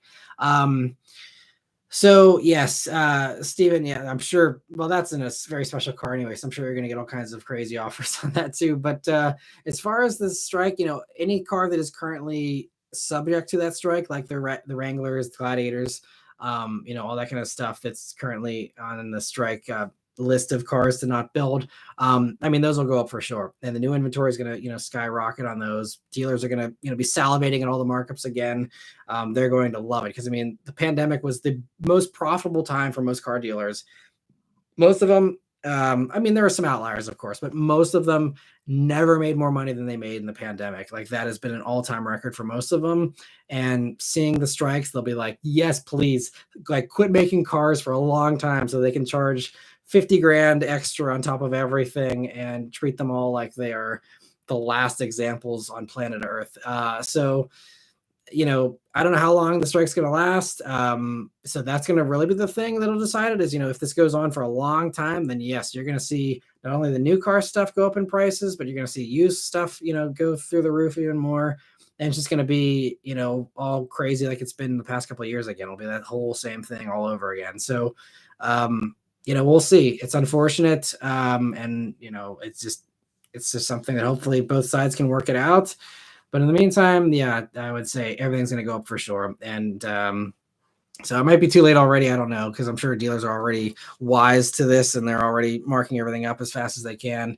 That's within those, big three companies. But I would say if you're looking for something and it's marked up from GM, Ford, or Stellantis, go to another car company that actually, can produce cars and sell them for a reasonable price, and just, walk away from the big three until they get their stuff together there. And let me see. Jazz says, my mom used to prefer manuals. She said she had better control of the car with a manual. True statement. I had a cool mom. Sounds like you did. That's awesome. Yeah, I totally agree. I totally agree with that statement. Dorian says, review of Prowler. The old car you just did was really entertaining. I'm glad you enjoyed it, Dorian. Yeah, I would definitely want to do more old cars. I potentially may have an opportunity down the road to do a Prowler. It's going to depend on a few other things. But Prowler is currently a potential car I could review. We'll see. But there's some other stuff too that I'm hoping to get my hands on that I think should do well. And I'm really excited to have this gap where I don't have press cars for another month and a half here, where I'm going to finally have freedom to drive the Bullet, hit the road, review some of the cars that have been offered to me by some other viewers out there, and really do some fun stuff here this fall, hopefully. Double Strike says, on a different note, I'm very curious if all the folks saying they prefer manuals for normal driving are also fidgeters. I wonder if it lets them get out the nervous energy. I mean, maybe there's some of that as well. I mean, for me personally, I don't have any fidgeting tendencies. So for me, there's none of that. It's just, again, the control and the fun of it, personally. And Jess also says, my friend who plays golf says he gets a visceral feel when he has a good drive. I should tell him you can also get a visceral feel from driving manual transmissions, according to Matt. I think so. I think and it's also, I mean, it depends on how much you really get into it, but there's also not only just the visceral feeling of shifting, but also all the other things that go into manuals, with rev matching your downshifts if you do that yourself, heel towing. There's a lot of extra intricacies that go into really driving a manual well and driving it fast and nailing shifts just right. I mean, anyone who does drag race manuals can tell you all about that, how, you are more rewarded versus launch control, plant your foot. I just did a 10 second 0 to 6 or 10-second quarter mile time. Like, what's rewarding about that? It's fun. It's fast. You're feeling the G's. So there's some fun there. I'm not discounting it completely, but it's a ride at Disney World, versus you actually shifting, you actually nailing your launch with a clutch and slipping it out just right, and, finessing everything. There's some extra skill involved. And when there's extra skill involved with anything in life, there's a higher reward to that actually working out for you. And if you nail that, it's really rewarding. And so it's the same as any other hobby where, there's extra skill involved. I could think of a dozen different examples, but I don't need to go into all that. But, it's the same kind of thing. And so I think that is kind of the justification behind the manual, hopefully. Done a better job of explaining that here a little bit. Steven says, any decision on the Bullet? So, yes, anyone who was watching previous live streams a few weeks ago might have heard me talk about how towards the end of the live stream, I'm considering potentially selling the Bullet. And for a variety of reasons that I won't get into now. As far as a decision on it, I haven't decided yet. I will probably make a call here before it gets too cold, because once winter comes and it's going to be it's not a great time to sell a rear wheel drive, sports car in the wintertime anyway. So, I'm probably going to make a decision here sometime in the next, several weeks here, and we'll see. I don't want to, but we'll have to see how everything plays out. So to be determined still, Steven, but if you're interested, send me an email. Doesn't hurt to talk about it. I know you were impressed by the low VIN of the car. So if it's something you're interested in personally, let me know and maybe we can talk. But I think I'm still kind of trying to work it all out and see what makes sense for me. So anyway, I appreciate the follow-up there, Steven, though. And Brain says, with your Bullet Mustang out of warranty, will you modify it? MT82 could use a clutch upgrade for starters. I don't have any problems with the clutch in mine. Mine's fine. The transmission's fine. It locked me out of a red line shift from first to second, maybe 2 or 3 times. I don't really beat on the car super hard, even whenever I do drive it, which again isn't super, I don't drive it a ton. But even when I do, I take it to red line, and usually it's fine. I don't have any problems with the MT82. I love the Bullet. I think if I were to do a modification to it, I think the only mod that I potentially would ever want to do, to be totally honest, is a shorter final drive. That is the only thing. Either the gearing is kind of tall, and it's not as bad as like a GT350 or something, but it's not far off. And I think it would be a little more fun with shorter gears. And when I look back at my previous Mustangs, the GTs that I've owned, those all had the 355 rear gears. But it was the old gearing for the 6-speed. They changed the gearing to be taller in 2018 for better fuel efficiency. And even though now I have the 373, back end, it still isn't as short of gearing as the 355s with the old 6-speed setup was. And, that was just a little more torquey feeling with the old GTs compared to the Bullet as a result of that shorter gearing. And I kind of sometimes, it's rare, because I sold the Bullet's a blast, and I'm really nitpicking here, but there are some times where I kind of miss the gearing of the old GTs that I had previously. So that would be the only thing I'd probably go to, if it was, because it's currently 373, it's 410s, I think, are the next step up most of the time in the Mustang community. So I think, I'd probably swap in a 410 and see how that, would do. But the problem with that then is it messes with some of the other stuff. You got to get your speedometer recalibrated. It puts the engine under a little more stress since it's not used to revving that fast and stuff. So, it's probably one of those things that it's not worth doing for the incremental improvement in drivability. I still have a blast. It's fun enough. I don't drive it enough to need to get the 99th nth percentage out of it. I can just drive it the way it is and still be totally happy and fine with it. So any other mods in my mind would ruin it. I know everyone thinks differently, but as far as me, I think it's just perfect the way it is, other than that gearing. Let me see. So Taste Bud asked a question here about S2000s, and Spy Harpy, thanks for jumping in there with that. Yeah, so Taste Bud, to answer your question, and thanks again, Spy, but I did a 2002, I believe it was, and then I think it was a 2004, so I've driven both. They are fantastic. You're right. As far as manual rear-wheel drive, 9K, never gets old. I agree, and not only that, but with a convertible, also cherry on top, because I love convertibles. So having that whole experience with the roof off is so good. And I think the ND2 Miata is the closest you can get to a modern S2000. And that's one of the reasons why I love it. I think it's so high revving, not quite as high as the S2000, but higher revving than ND1. The convertible, great manual, plenty of power. Actually feels torquier than the S2000, honestly. And just so good. I still love the ND2s so much. But yeah, thanks for the plug there, though, Spy. And you can always go back, Taste Bud, if you want to check out those reviews. There are some good ones for sure. Especially, I think the AP1 is a little bit of a better reaction than the AP2, just because the more extreme, engine in the AP1. And Jazz says, CX5, funny you should say that. I was on vacation, rented one, and kept touching the touchscreen, and nothing happened. Yeah, it's but honestly, all the times I've had Mazdas, you get used to it. And as long as you have your favorites set up, that favorites button is key, because you can set that for literally anything, whether it's a phone number, an address, a radio station, whatever. And you just hit that favorites thing and just, roll through all those all the time. As long as you have a predictable, amount of radio stations that you usually listen to, and a usual amount of people you call, and, addresses you go to. If you have that stuff, the predictability stuff, if you have all those down, it's fine. It's whenever you deviate from that where you're like, oh, I'm going to put in a new address, or I'm going to go to a new radio station, or, something like that. That's where it gets to be a pain. And it's still not the end of the world, but, that's the only thing where it really gets annoying. But the favorites thing really does save that little controller for sure. Nope says, I had my manual 23WX limited for 4 months down here in Florida. Between the road construction and very slow drivers, drivers down, Auto Super is faster and less of a pain down here. Okay, yeah. I that's, even like people sit like LA traffic and stuff. I'm like, would I want a manual in LA traffic? Probably not, if I'm in it every single day and it's like, in that kind of stuff for a long time. Like, I get it. There's a lot of places where, even I would probably go and, go for the automatic. And there's certain instances where it makes sense. Like, with, like the Mach-E would ever offer a manual, but like something like that, a family vehicle makes sense to have an automatic for that. But when I'm in something fun, if I'm not sitting in traffic all the time, totally manual for me for sure. A Silva says, is anyone here left-handed, likes to drive a manual? My wife is a lefty and she can use a manual if she has to, but prefers auto. That makes sense.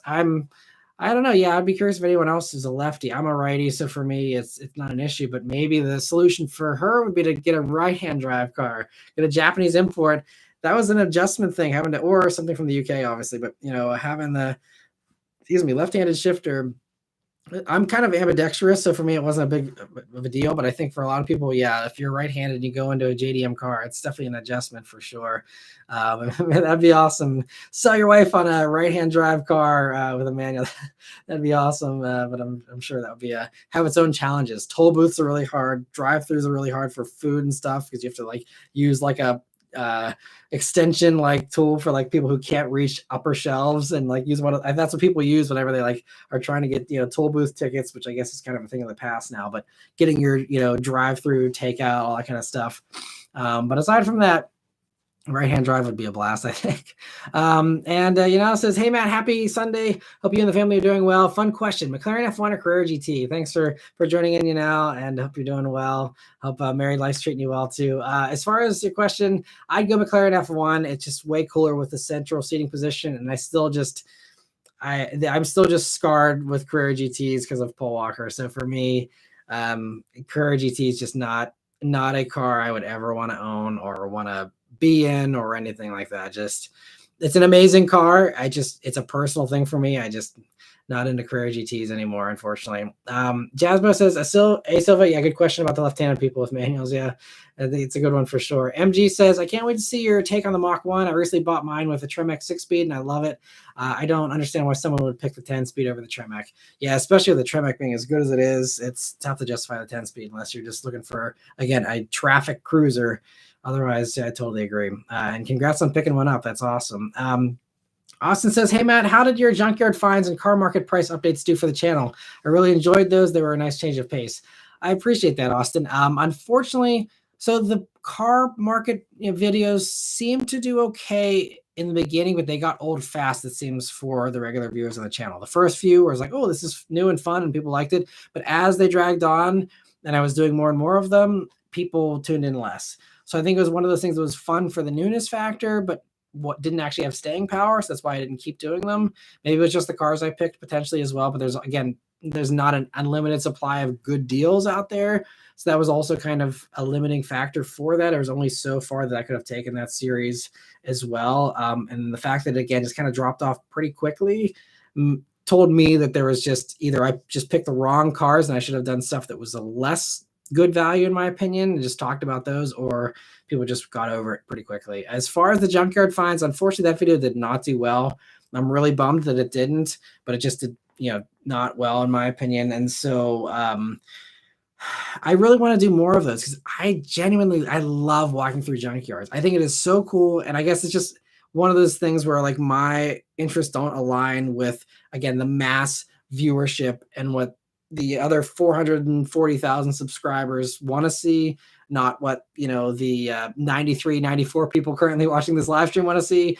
I know most of you, again, you're tuning in here, you love the channel, you'll watch almost anything hopefully, but as far as, again, that mass appeal, that's what I always have to worry about. That's what pays the bills. And so unfortunately the junkyard stuff, I wish I could do. I would literally go to the junkyard once a week and do a video if I could, because they always have new stuff. It's always fascinating to me. And I love it, but it doesn't do well for me. There's other channels that can get away with it and they can do that stuff. And it's an easy video to film. It's an easy video to edit. In addition to being a ton of fun, it's just, again, the interest isn't there. And I'm going to try and maybe do one or two more. I may do one this fall. I've been considering it, especially with the kind of gap I have without the press cars and stuff. If there's a week where I can't get to reviewing someone's car, I can't meet up with someone or something, maybe throwing that in as like a last minute addition. So I may try it once more just to give it one last chance because I so desperately want those videos to do well. But it just seems like it's just the interest isn't there. So we'll see. But don't hold your breath for much more than maybe one more of those, unfortunately. But I'm glad you liked them, Austin, and thanks for the support of those. All right, so Steven, thanks for the follow-up there. Yeah, please send me an email, Steven, if you want to chat more about the bullets. My email is there in the description of the video. It's just mattmotoring@gmail.com if you want to chat about it. Carstack Wood said, I feel like car guys who say they're going to keep a car until the wheels fall off rarely do anymore. Life happens and cool new things come around. Yeah, I think I think the life happens thing is definitely the more appropriate thing. 'Cause for me, it's not that more cool things come around. Like I genuinely like that is my forever car. I want it to be my forever car. But it's just the way things are playing out. And it just, yeah, just the way things are playing out for me. It seems like, again, we'll see, how it's a complicated scenario, so I'm not going to try and attempt to even get into it at all in here. But for me, I don't want to sell it. I don't want to sell it. It's definitely something I do not want to do. And I'm not selling it to get something else. I will probably replace it with something else if I do. And I'm already working on, kind of that plan B if that is something that I end up doing. But I don't want to. And it's not that I just have a shiny new thing I want instead. Obviously, if I get something else, it's going to be something fun, and you can probably take an educated guess as far as what I'm considering. But as far as, it's just for me, it's not like one of these things where like, oh yeah, I'll keep it forever, and then I'm just dumping it to like make a quick buck or because I'm like trying to cash in on more views or anything. And I know you didn't mean it like that, but I think you see that a lot. You see a lot of people are like, oh, this is an amazing car, then they sell it 6 months later, make a profit, and then move on to something else because that's how you make money if you're a car vlogger, especially. That's why I kind of distance myself from the whole car vlogging thing, because I actually buy cars I want to buy, not because it's the new hot thing that'll get me views. But I know that's pretty rare these days. Luke says trading it for a GR86. That is an educated guess. I'm not going to say because I don't know how things are going to play out, but that is one of the cars I'm considering, of course, because I love those. And I've said to people in the past and on this live stream, if I didn't have the Bullet, GR86 would probably be the way I'd go. We will see how things play out. And we'll see, how things play out. If I do end up getting rid of the Bullet and going for, something like that, is the GR86 going to be a good deal or not compared to maybe a BRZ or something else that I may be considering? We'll just have to see how things play out. But GR86 is definitely in the top running there for sure, if the Bullet does go away. But again, fingers crossed, hopefully it does not. And Carsec Wood said, I feel like okay, sorry, same question. I just missed the other one before. It's Goth Rocker says, I wouldn't sell your Bullet Mustang. The new Mustang looks neat, but that damn interior with the screens really bothers me. Well, yes, I can actually confirm that, because that's just an easy, if you've heard any of my rants before, I would definitely not get a new Mustang to replace the Bullet if that is the way I go. I'd definitely not go for a 24 personally. Just not my thing with those screens either. And Luke says, I recall engineering explained, had a video stating you could technically enjoy rowing gears more in the manual 15 to 17 S550. Yeah, totally. That's 100% the case. And Goth Rocker says, Matt, you're correct. Your old GT, you had better torque there. I always wanted to ask you that. Yeah, totally. It's in the response, you're right. The response was actually better. Throttle response was quicker in the old one. And so, yeah, I really love it. I still miss the turn signal light in the hood on the 16s. Was so cool. It's funny how, the Bullet is still the ultimate one for me. And I definitely, the Bullet is the one I would keep. But there's things I miss about that regular GT, which I didn't expect. I always was like, oh, well, the Bullet's going to be perfect. It's going to be everything I want. And it still basically is. But, there's few little things like the gearing and those turn signals that are just little things I do miss about the old one. Let me see. Steven says the Bullet is today's classic. Everything about it is perfect. That's just me. Keep that in mind, or keep me in mind, Matt. Does it have standard seats? I like both, but I look at the standard. Yeah, my Bullet is regular seats because I didn't want to lose the heating and the cooling or the memory function. So it's standard, seats. It has the B&O stereo and which is the safety package, which has the blind spot monitoring, and then it also has the Magna suspension. So it's basically fully loaded aside from their Caros. And I didn't get the car cover either. Those are the only two options I didn't get, I think. It was pretty straightforward with the ordering for those. I think you remember, I'm sure, because you ordered one back then as well. But so yeah, it doesn't have Caros or car cover, but everything else it has. And it also, that car, I babied it. It's got the Expel all over the front end and even on the rockers on the side, ceramic coated. Everything is, I really planned, again, to keep that car forever. So it's really, got everything on it there. And let me see. Dorian says, if I knew your Bullet was for sale, I would not have put money to order the JCW Mini. I love your car. I appreciate that, Dorian. Bullets are still out there. There's still some good deals out there on them, if that's something that you're into. Yeah, we'll see if the Bullet's for sale. I really hope it isn't. Yeah, we'll have to see how things play out, and also just how the channel plays out. Because I'll be honest that, money is one of the considerations, and that is one of the things I have to worry about. And the channel just, doesn't get the views it used to. So that is one of the things that is making me think about selling it, in addition to a few other factors. But that's, one of them. And Omar says, is it a good time to buy a 2020 Camaro SS, or should I wait a few months since they're not making any new models? I mean, honestly, I would say probably get one now, because I mean, that's one that's built in Canada, I think. So I think as far as the, I don't think you're gonna have to worry as far as the strikes goes for that. But it seems like, again, they're not really depreciating much. They seem like they're pretty hard to find. I honestly don't think it's going to do much of a difference whether you get one now or in a few months, unless, I'm not sure where you live, but if you're shopping locally and you live in an area that gets a bunch of snow, I'm sure maybe prices will go down, or dealers will get a little more desperate to move them, once snow starts hitting the ground. So maybe you get an advantage there, but then they can also use the thing of like, oh, well, they're going to quit building these in January. So, get them while you can, kind of thing, and still just be stubborn on it. So that could go either way. I'm also a firm believer in live in the now. And I mean, again, a few months isn't that big of a deal, but tomorrow's not promised to anybody. And depending on where you live, again, you can enjoy it this fall before you maybe potentially have to put it away in the wintertime or something. So that might be another thing to consider. But all comes down to the deal, I guess. And Luke says you have to go through the drive-through in reverse in the right-hand drive. That's another way to do it. I guess I never thought of that, but that would be more engagement, even more engagement there, having to reverse through a drive-through there. That's hilarious. Nub, thank you so much for the super chat. I really appreciate that. Just thanks for everything. Thanks for the super chat, Nub, for joining in. I really appreciate the support. And thank you for the generous super chat as well. It means a lot. And Chemical Pie says, I have a Mazda. You get used to the wheel. Honestly, I don't even look down at the controls anymore. It becomes muscle memory. It's even better with Apple CarPlay. I appreciate the insight there. See, I mean, I guess I just haven't lived with it long enough. I don't mind it with Mazda's built-in system. It's usually CarPlay that annoys me, because depending on which app you're using, as far as, there's a million scrolls you have to do to get to the right icon. That's the only thing that gets a little annoying for me, but I'm glad to hear that it's better with CarPlay for you. I've heard a lot of Mazda owners love it with both CarPlay and with the actual built-in thing.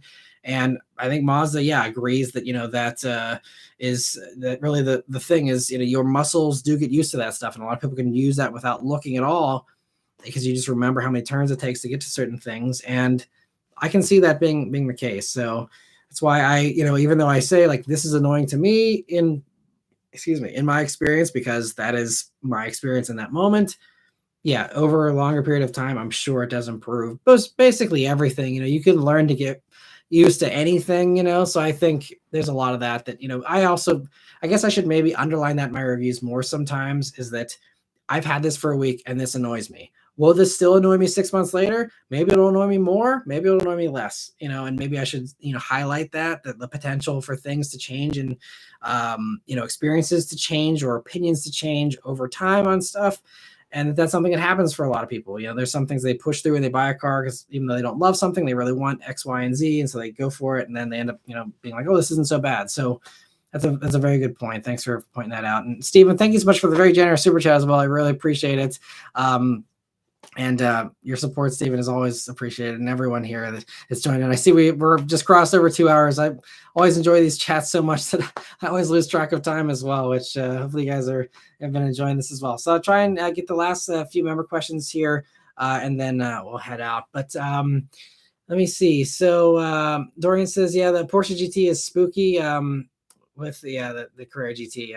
I'm glad I'm not the only one that still has that weird hold up with the Carrera GT. Mike says, do you wish Polestar made more performance gas cars before basically just being performance EVs outside the Polestar 1? I mean, it depends on what they would have done, but if you look at like the Polestar engineered stuff, which I know isn't like the full-fledged Polestar, but they were good, but I mean, I don't think it's, missing out on that much. I mean, I think the glory days for Volvos that were, performance oriented, was all like the S60Rs and stuff like that back in the day. I mean, Polestar engineered stuff is good, but to me, it's not something I'm missing. I'm like, oh man, like I really wish Polestar still was around to, soup up the Volvos. Like I think, the new Polestar stuff seems like it's gonna be pretty impressive. So I don't really feel sad about that personally. And I see Colin quickly is also asking, do you think the Z will ever be readily available, or do you think it'll be rare and marked up for the entirety of its lifespan? It's a good question. I don't know. I would like to say that eventually all the early adopters that have paid the markups will have gotten their cars by now, and the dealers will finally be like, okay, we've exhausted all the people that are willing to pay markups. Now we can actually sell these at a reasonable price. And then maybe Nissan will see, oh, hey, look, people are starting to buy these finally. And then they will, maybe figure out production by that point and, get these things out faster. So I would like to think that, yes, it will improve, but Nissan also defies logic sometimes. So maybe they will cut back production and keep it this rare unicorn and, just keep feeding their dealers all these high markup cars. They can just say, oh, sorry, guys, everyone's only getting 2 every year. Have at it with the markups. I don't know how it's going to play out, but I would like to think that, market economics will win and it'll be an equilibrium thing where eventually you run out of blank check buyers and they finally have to be competitive with the pricing on it. Who knows? And let me see here. Nathaniel, thanks for joining us. Says, hey, hope all is well. Thanks for joining in, Nathaniel, and hope all is well with you too. Steven says, thanks for doing these. I'll be emailing you. Thank you, Steven. I appreciate that. And Brain says, loved your review on the 2008 Bullet. Yeah, that was fantastic as well. Such a fun car. I wish those had depreciated more. I mean, I guess all the Bullets hold their value, but if those had depreciated more, that could potentially be in the running for a replacement too. But they're too much for what I would feel is justified for what they are. But anyway, Luke says there's a few Camaro 2SSs I was looking at, but they're close to 45 grand with usually 40,000 miles. It's impressive how they've held their value like that. And Dorian, I agree with your sentiment there. I'm not going to repeat that. And Steve says, what's your mouse percentage? Good question, Steven. Let's see what we are at. We're still at 2%, so it is holding out that 2% like a champ here. So good on Apple for having the last 2% to last me here. And Triton Car Guy says, have a good week, everyone. Yeah, thanks for joining in. And Fook says, thanks, Matt. Hope you and everyone have a great week. Yeah, thanks, guys. I really appreciate it. Thanks, everyone, for joining in. I hope you had a great time here in the live stream. You all have a great week here as well. And stay tuned next week. Hopefully, the new iPhone will come. Maybe the video quality will be a little bit better. Although I feel like this is still pretty decent. I don't know how you guys feel about it, but hopefully it'll be even better with the new phone here next week. So tune in for that if you're curious at all. But anyway, thank you all so much for watching. Have a great week as well. And I'll see you guys in the next one. Take care.